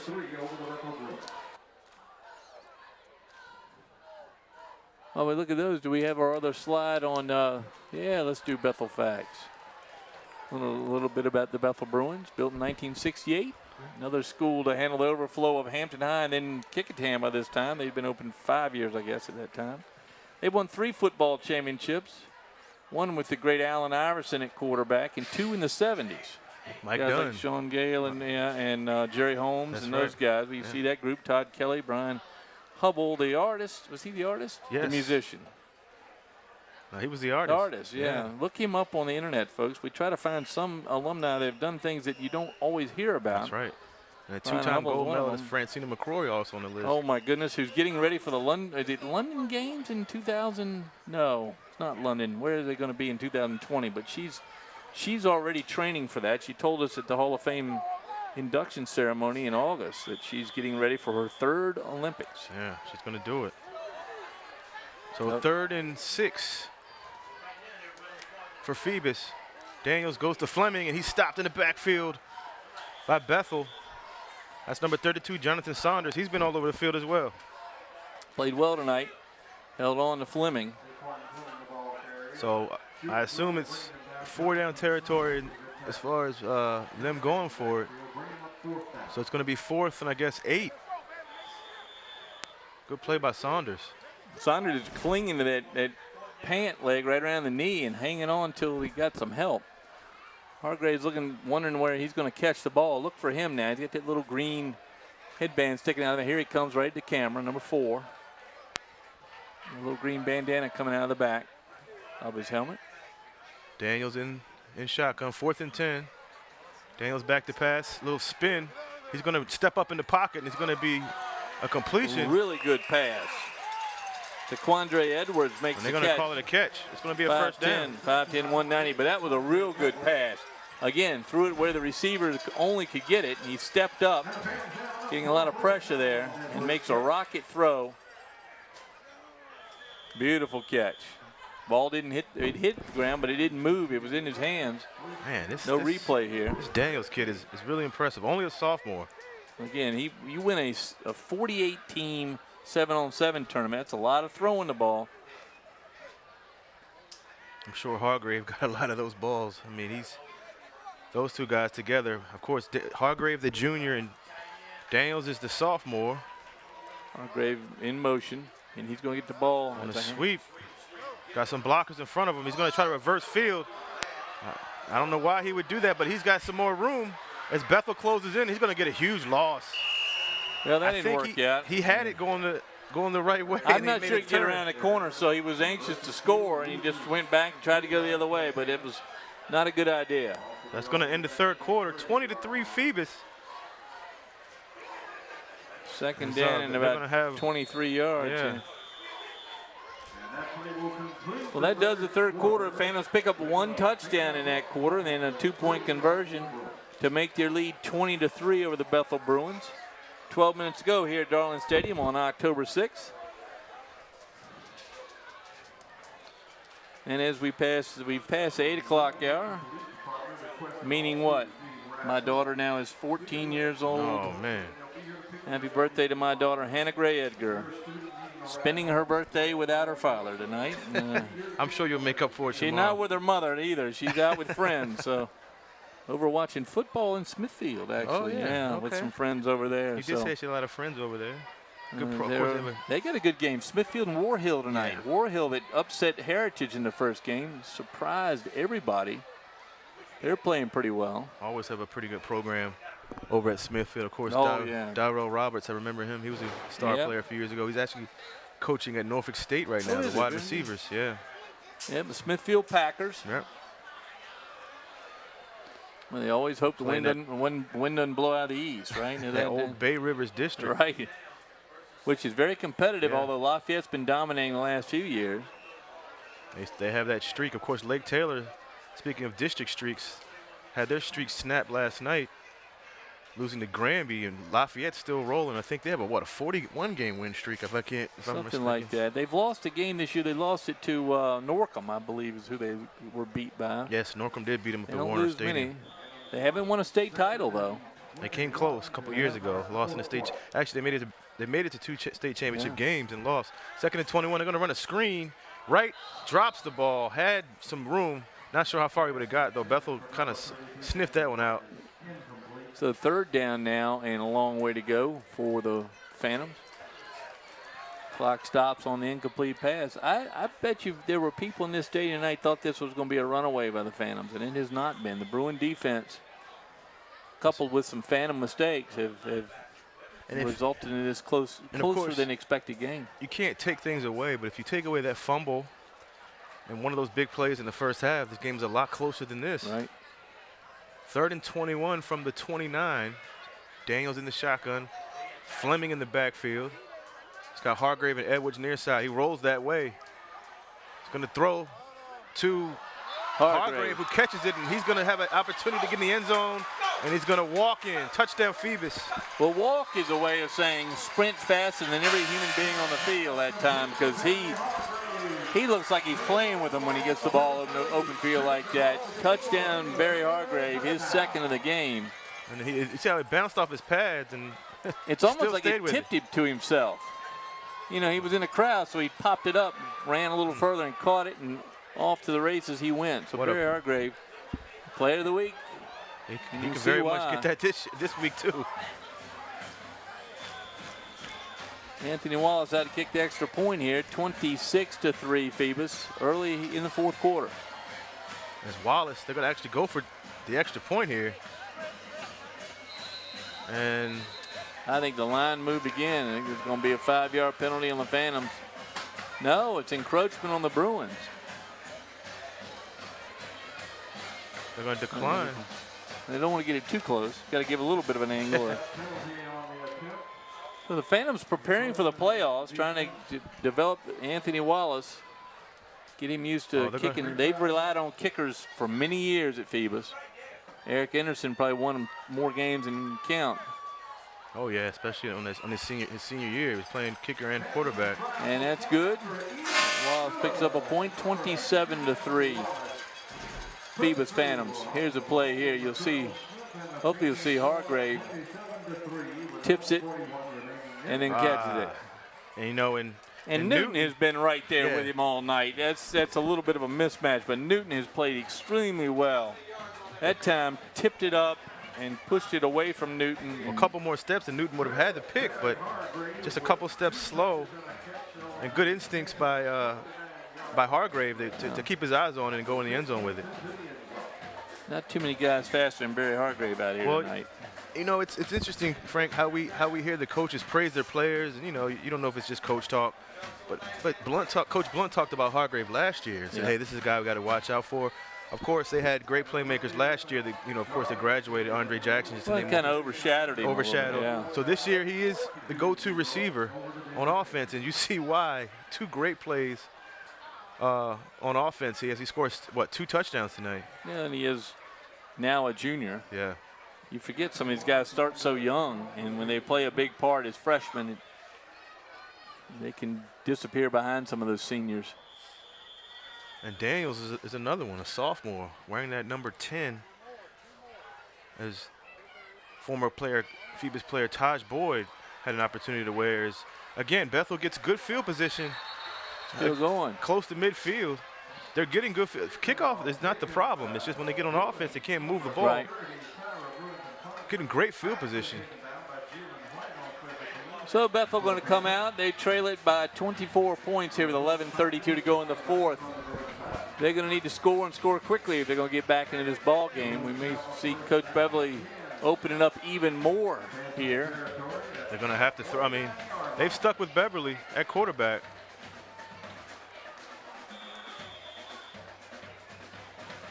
You get a good look at Coach Blunt, head coach of the Phantoms. He looked good. He looked like keeping in good shape. And you stress not worrying him too much.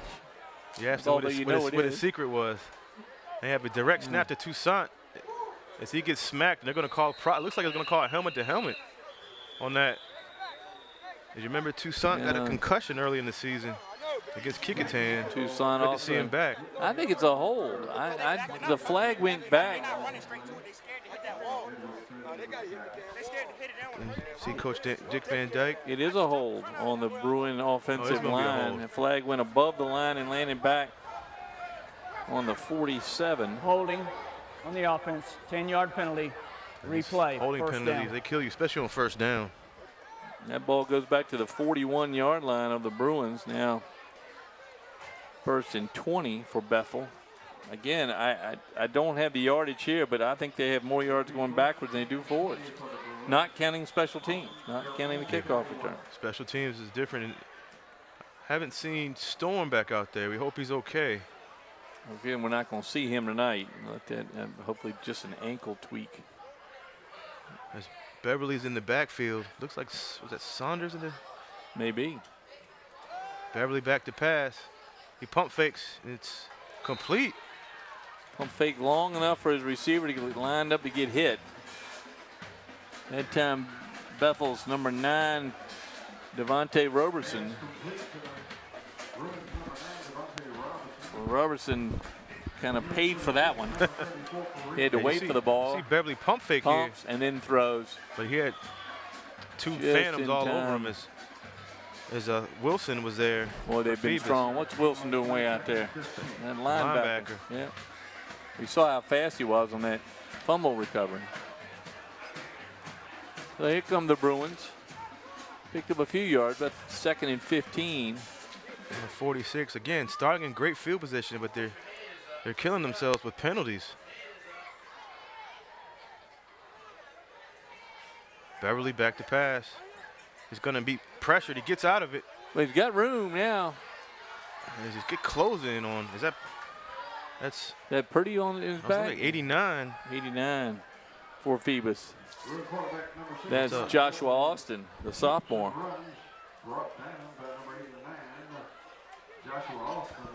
Good close by Austin. Nice to have a sophomore that can do that. Again, you just marvel at the youth. Some of these players are young and they're making plays.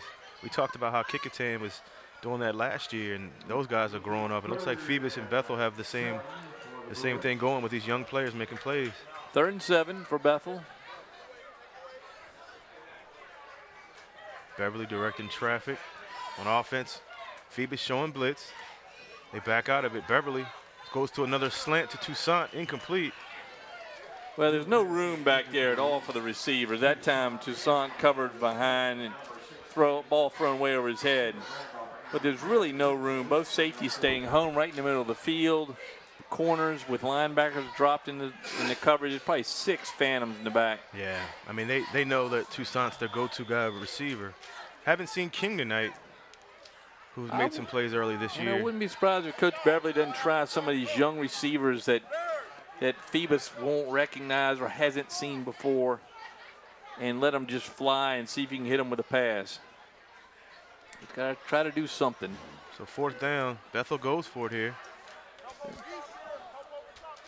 Brewington Parker in the backfield, I believe, number 30. And, looks like an offsides on Phoebus. Gives Bethel 5 more yards. Officials going to need 5 more flags for next week. They're getting worn down from use tonight. Actually, looks like Bethel's moving back. You know, plenty of flags to go around. It is Bethel that got caught with the moving. Every yard forward, 2 yards back for the Bruins tonight.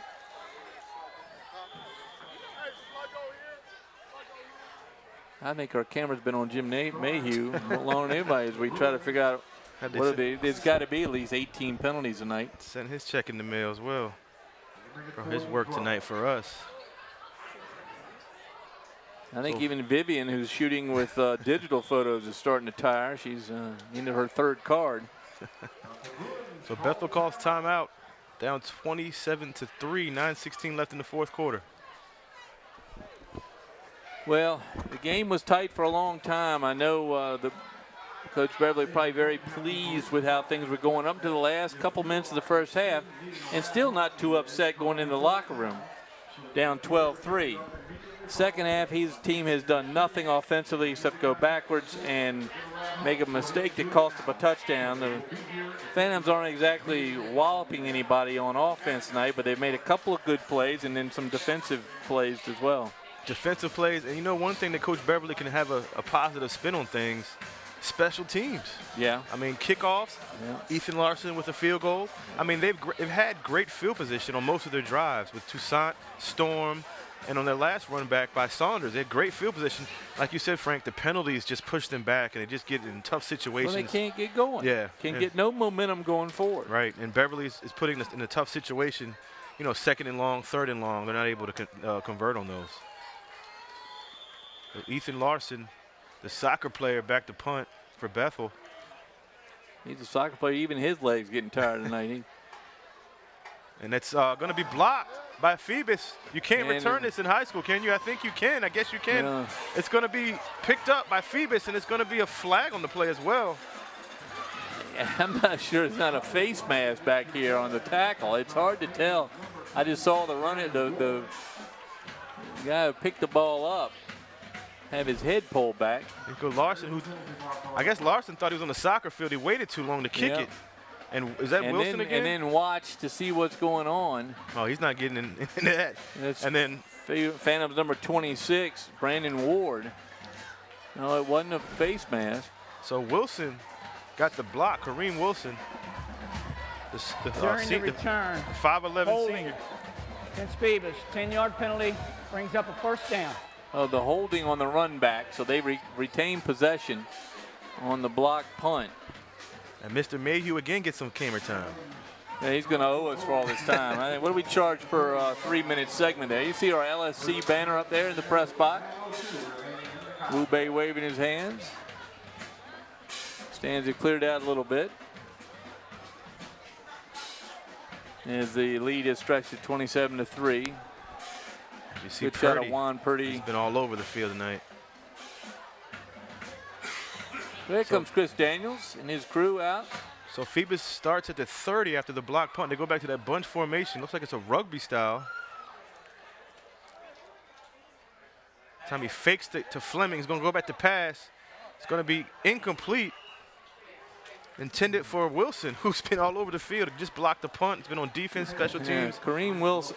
Thank goodness. No wonder he's not listed in any particular play, in any particular position. They call that an athlete, I guess. Yeah, he's done a great job tonight all around. Kareem Wilson is listed as a starter as a linebacker. That's where he comes in, but he's had quite a game tonight. You know, Kareem Wilson, another one of those guys that took a back seat. You remember Peyton Ryder last year for Phoebus, transferred to Christ Church. So now Kareem Wilson is their lead linebacker. As Daniels under center.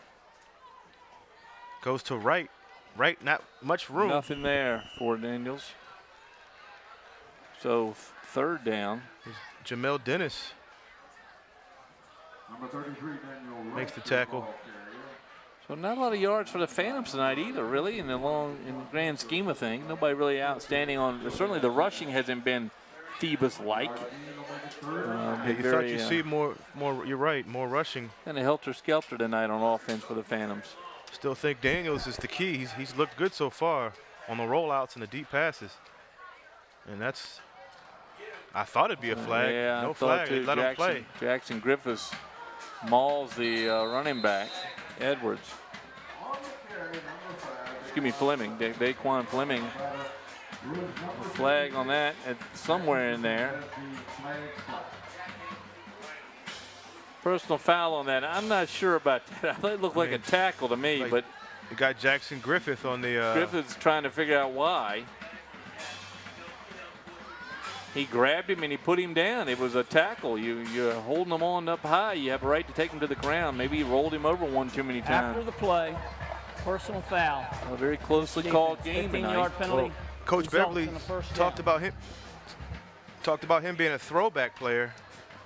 Well, he threw him back that time and got 15-yard penalty called on himself. Very questionable call. Very close call. Let's say it that. They've been watching that kind of play in football, and Coach Beverly's going to talk to Griffiths on the sideline. So 1st and 10 for the Phantoms inside the Bruin 20. Big Tim Young is inside the 20. Chris Daniels trying to get everybody lined up correctly for his Phantoms. So it's a pitch to Fleming. Fleming tries to get out of it and gets knocked down to the ground. And to be honest, I'm surprised there wasn't a flag on somebody on that play. Bruins number 9, Dan Devontae Robertson. A high snap and then a high pitch. Bruin on the field again, and good athletic play by Fleming to just grab it. Well, you certainly don't do your teammates any favor when you lob that ball.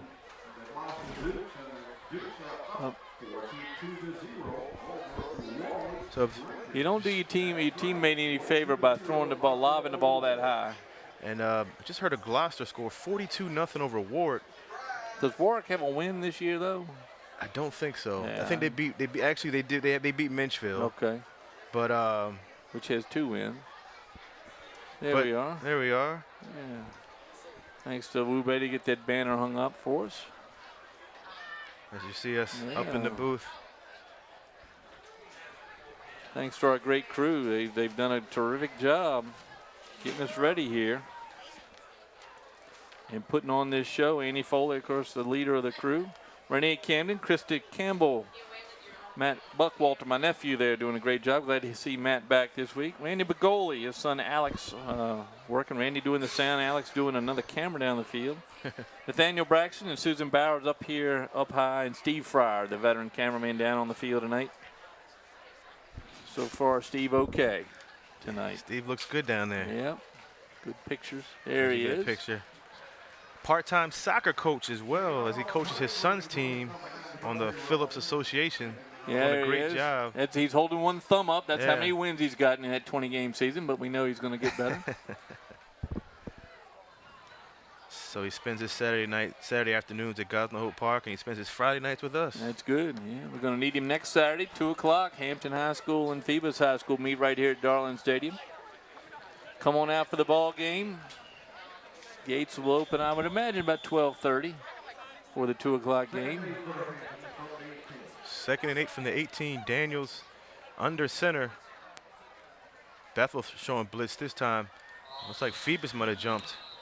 I think from now on, we're just going to call it when there is no flag. Let's just say that when there's no flag, we'll be able to say there's no flag on that play, and it'll be a rarity. 5 more yards against the Phantoms. I don't know if there's ever been a game where there's been 0 yards on both teams. What, as far as penalties? Yeah. I'm talking about 0 as far as if you net the total yards going forward and the total yards going backwards, if there's been a 0 for both teams, but we're bound to be getting close. Yeah. Phantoms have some good defensive yards tonight. They may have more defensive yards than they have offensive. That long pass may be the difference.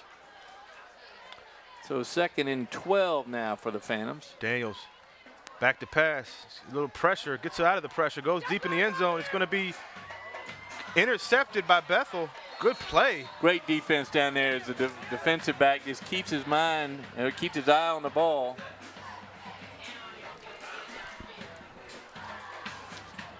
And I'm not really sure who. Couldn't see the number, yeah. Might have been Newton.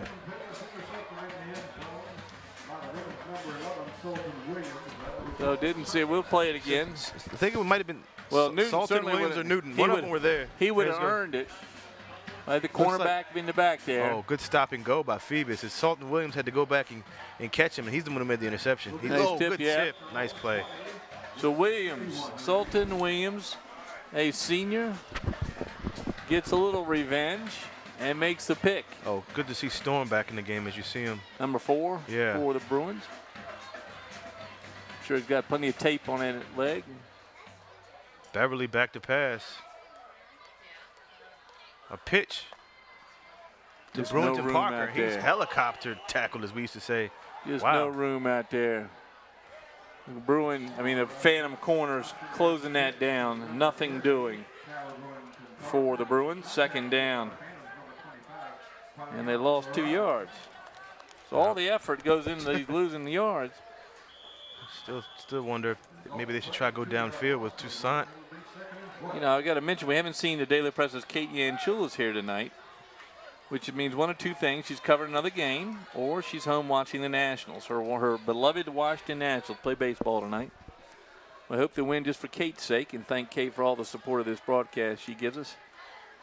Helps us tremendously. Beverly hands off to Bruins and Parker again. Still no downfield action for Bethel yet. I'm going to say no loss on that play. 3rd down and 12 for the Bruins. Clock running under 6 minutes now. 27-3 Phantoms in a score really that belies what a sloppy game it was. Yeah. I don't think there's any other way to say it. I don't think either coach is going to be satisfied about this game. Not at all. I mean, obviously Phoebus will take the win. He'll be less dissatisfied. Yeah, right. But in terms of moving on the rest of the season, the penalties have to be cleaned up, and I know, I'm for sure. I know that Coach Blunt knows that. For Coach Beverly, I know he'd like to see just a scoring drive here to end the game. Beverly back to pass. It's going to be complete to Storm out of the backfield as he tries to get the first down. He's going to be a little short. Good throw. Good throw by catch. Beverly, yes. Good pick of about 10 yards, but not enough for the first down. As Bethel's going to punt and bring Larson back in. Wilson gets his number called again. I think we know the player of the game tonight. Either him or Purdy, one of the 2.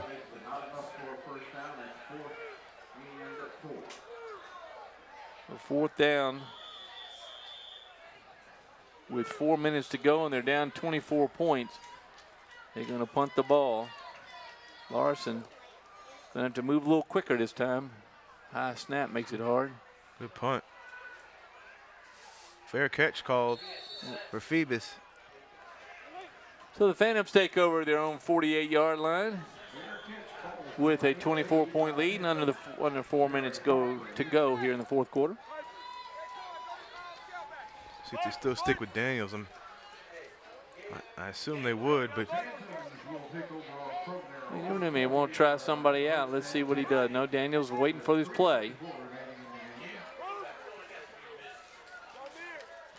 Chris Daniels, 5'9", 175-pound sophomore quarterback. Going to pick up his 6th win on the season in 6 tries. And bring his Phantoms into next Saturday's game between the two 6-0 teams, Hampton and Phoebus. That should be a Donnybrook. It's going to be a great game, just like the hype of last year. Of course, Hampton went on to win, I guess it was 44-0 last year, but I think it'll be a little closer this year. No Daz Newsome popping out of here, so we'll see what happens next week. As Hargrave goes in motion, they fake to Hargrave and they give to Fleming. Well, Fleming's taking a beating tonight, but he picks up about 4 yards of that run. He usually comes up with positive yardage. Senior brings it up over the 50-yard line down to the 48 of the Bruins. Second down. Clock's going to run as the ball is being run. There's Tim Young at the end of the bench. Get a sight of him. Surprised the bench isn't tilted up. You said that's what 6'4", 300 looks like, huh? I'll tell you, when he goes in the cafeteria, people probably run screaming, and that's the staff. 2nd and 6 from the 48. Bethel showing blitz. Daniels in the shotgun. Goes to Fleming. Maybe 3 on the carry. Good defense by the Bruins, but maybe a little too late. They played decent. They gave up 1 defensive touchdown, so there's been 3 offensive scores. Bethel had the opportunities. Again, I keep talking about that first play from scrimmage. They got a fumble. They were on the Phoebus 30-yard line and couldn't convert. They fumbled actually on the next play. Yeah. Bethel's going to call timeout. But you know, not scoring a touchdown in 2 games now. You know, they have to find a way to get in the end zone. Yeah. And they have Woodside next week coming here on homecoming. That's going to be a tough ball game because Woodside generally brings in a large group of human beings, especially in the lines. Yes, they do. And Northern Newport News District brings, and I think they picked out the heaviest part of the city. And they get some big boys up there on that line, and they play that funky offense. Almost like a veer wing tee. Wing tee, look, yeah, very old-fashioned, but hard to defend unless you're ready for it. Coach Danny Dotson. Had a very successful career up there at Woodside. Never got his team over the top. Never got him to a state championship. They went to the region championship, I guess, a few years ago when they lost to Oscar Smith. And a blitz by Bethel, and they get to Daniels. Now's when you think you're risking the health of the sophomore quarterback. When you see a play like that. Timeout called by Bethel again. And it's good to see Coach Beverly wants another shot at the end zone. You see Bruins and Parker on the blitz.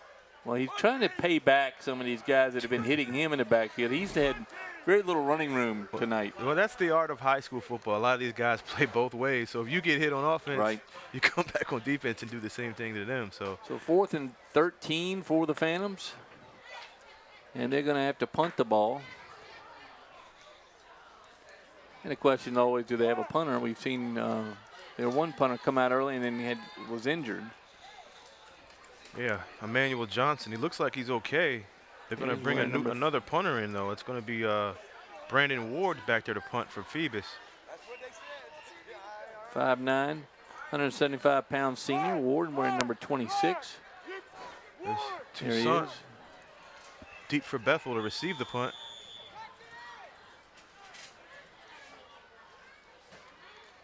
Not much pressure from Bethel as the ball bounces, and Toussaint's not going to pick it up, and it's going to take a Phoebus bounce. Good punt. Put it down in about the 17-yard line for the Bruins. They got a long field to go and 2 minutes, 34 seconds to do it. But I agree with you. I think Coach Beverly would love to have a nice drive here to end the game. Said he wanted to finish. Let's see what he can do here to finish.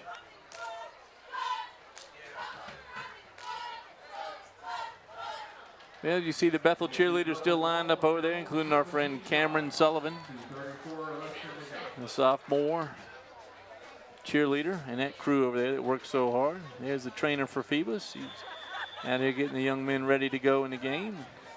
She was out actually when the Bruin player was hurt earlier tonight. It's good to see her help everybody out here.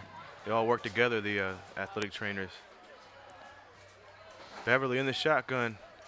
Goes to Bruins and Parker, who gets maybe a yard.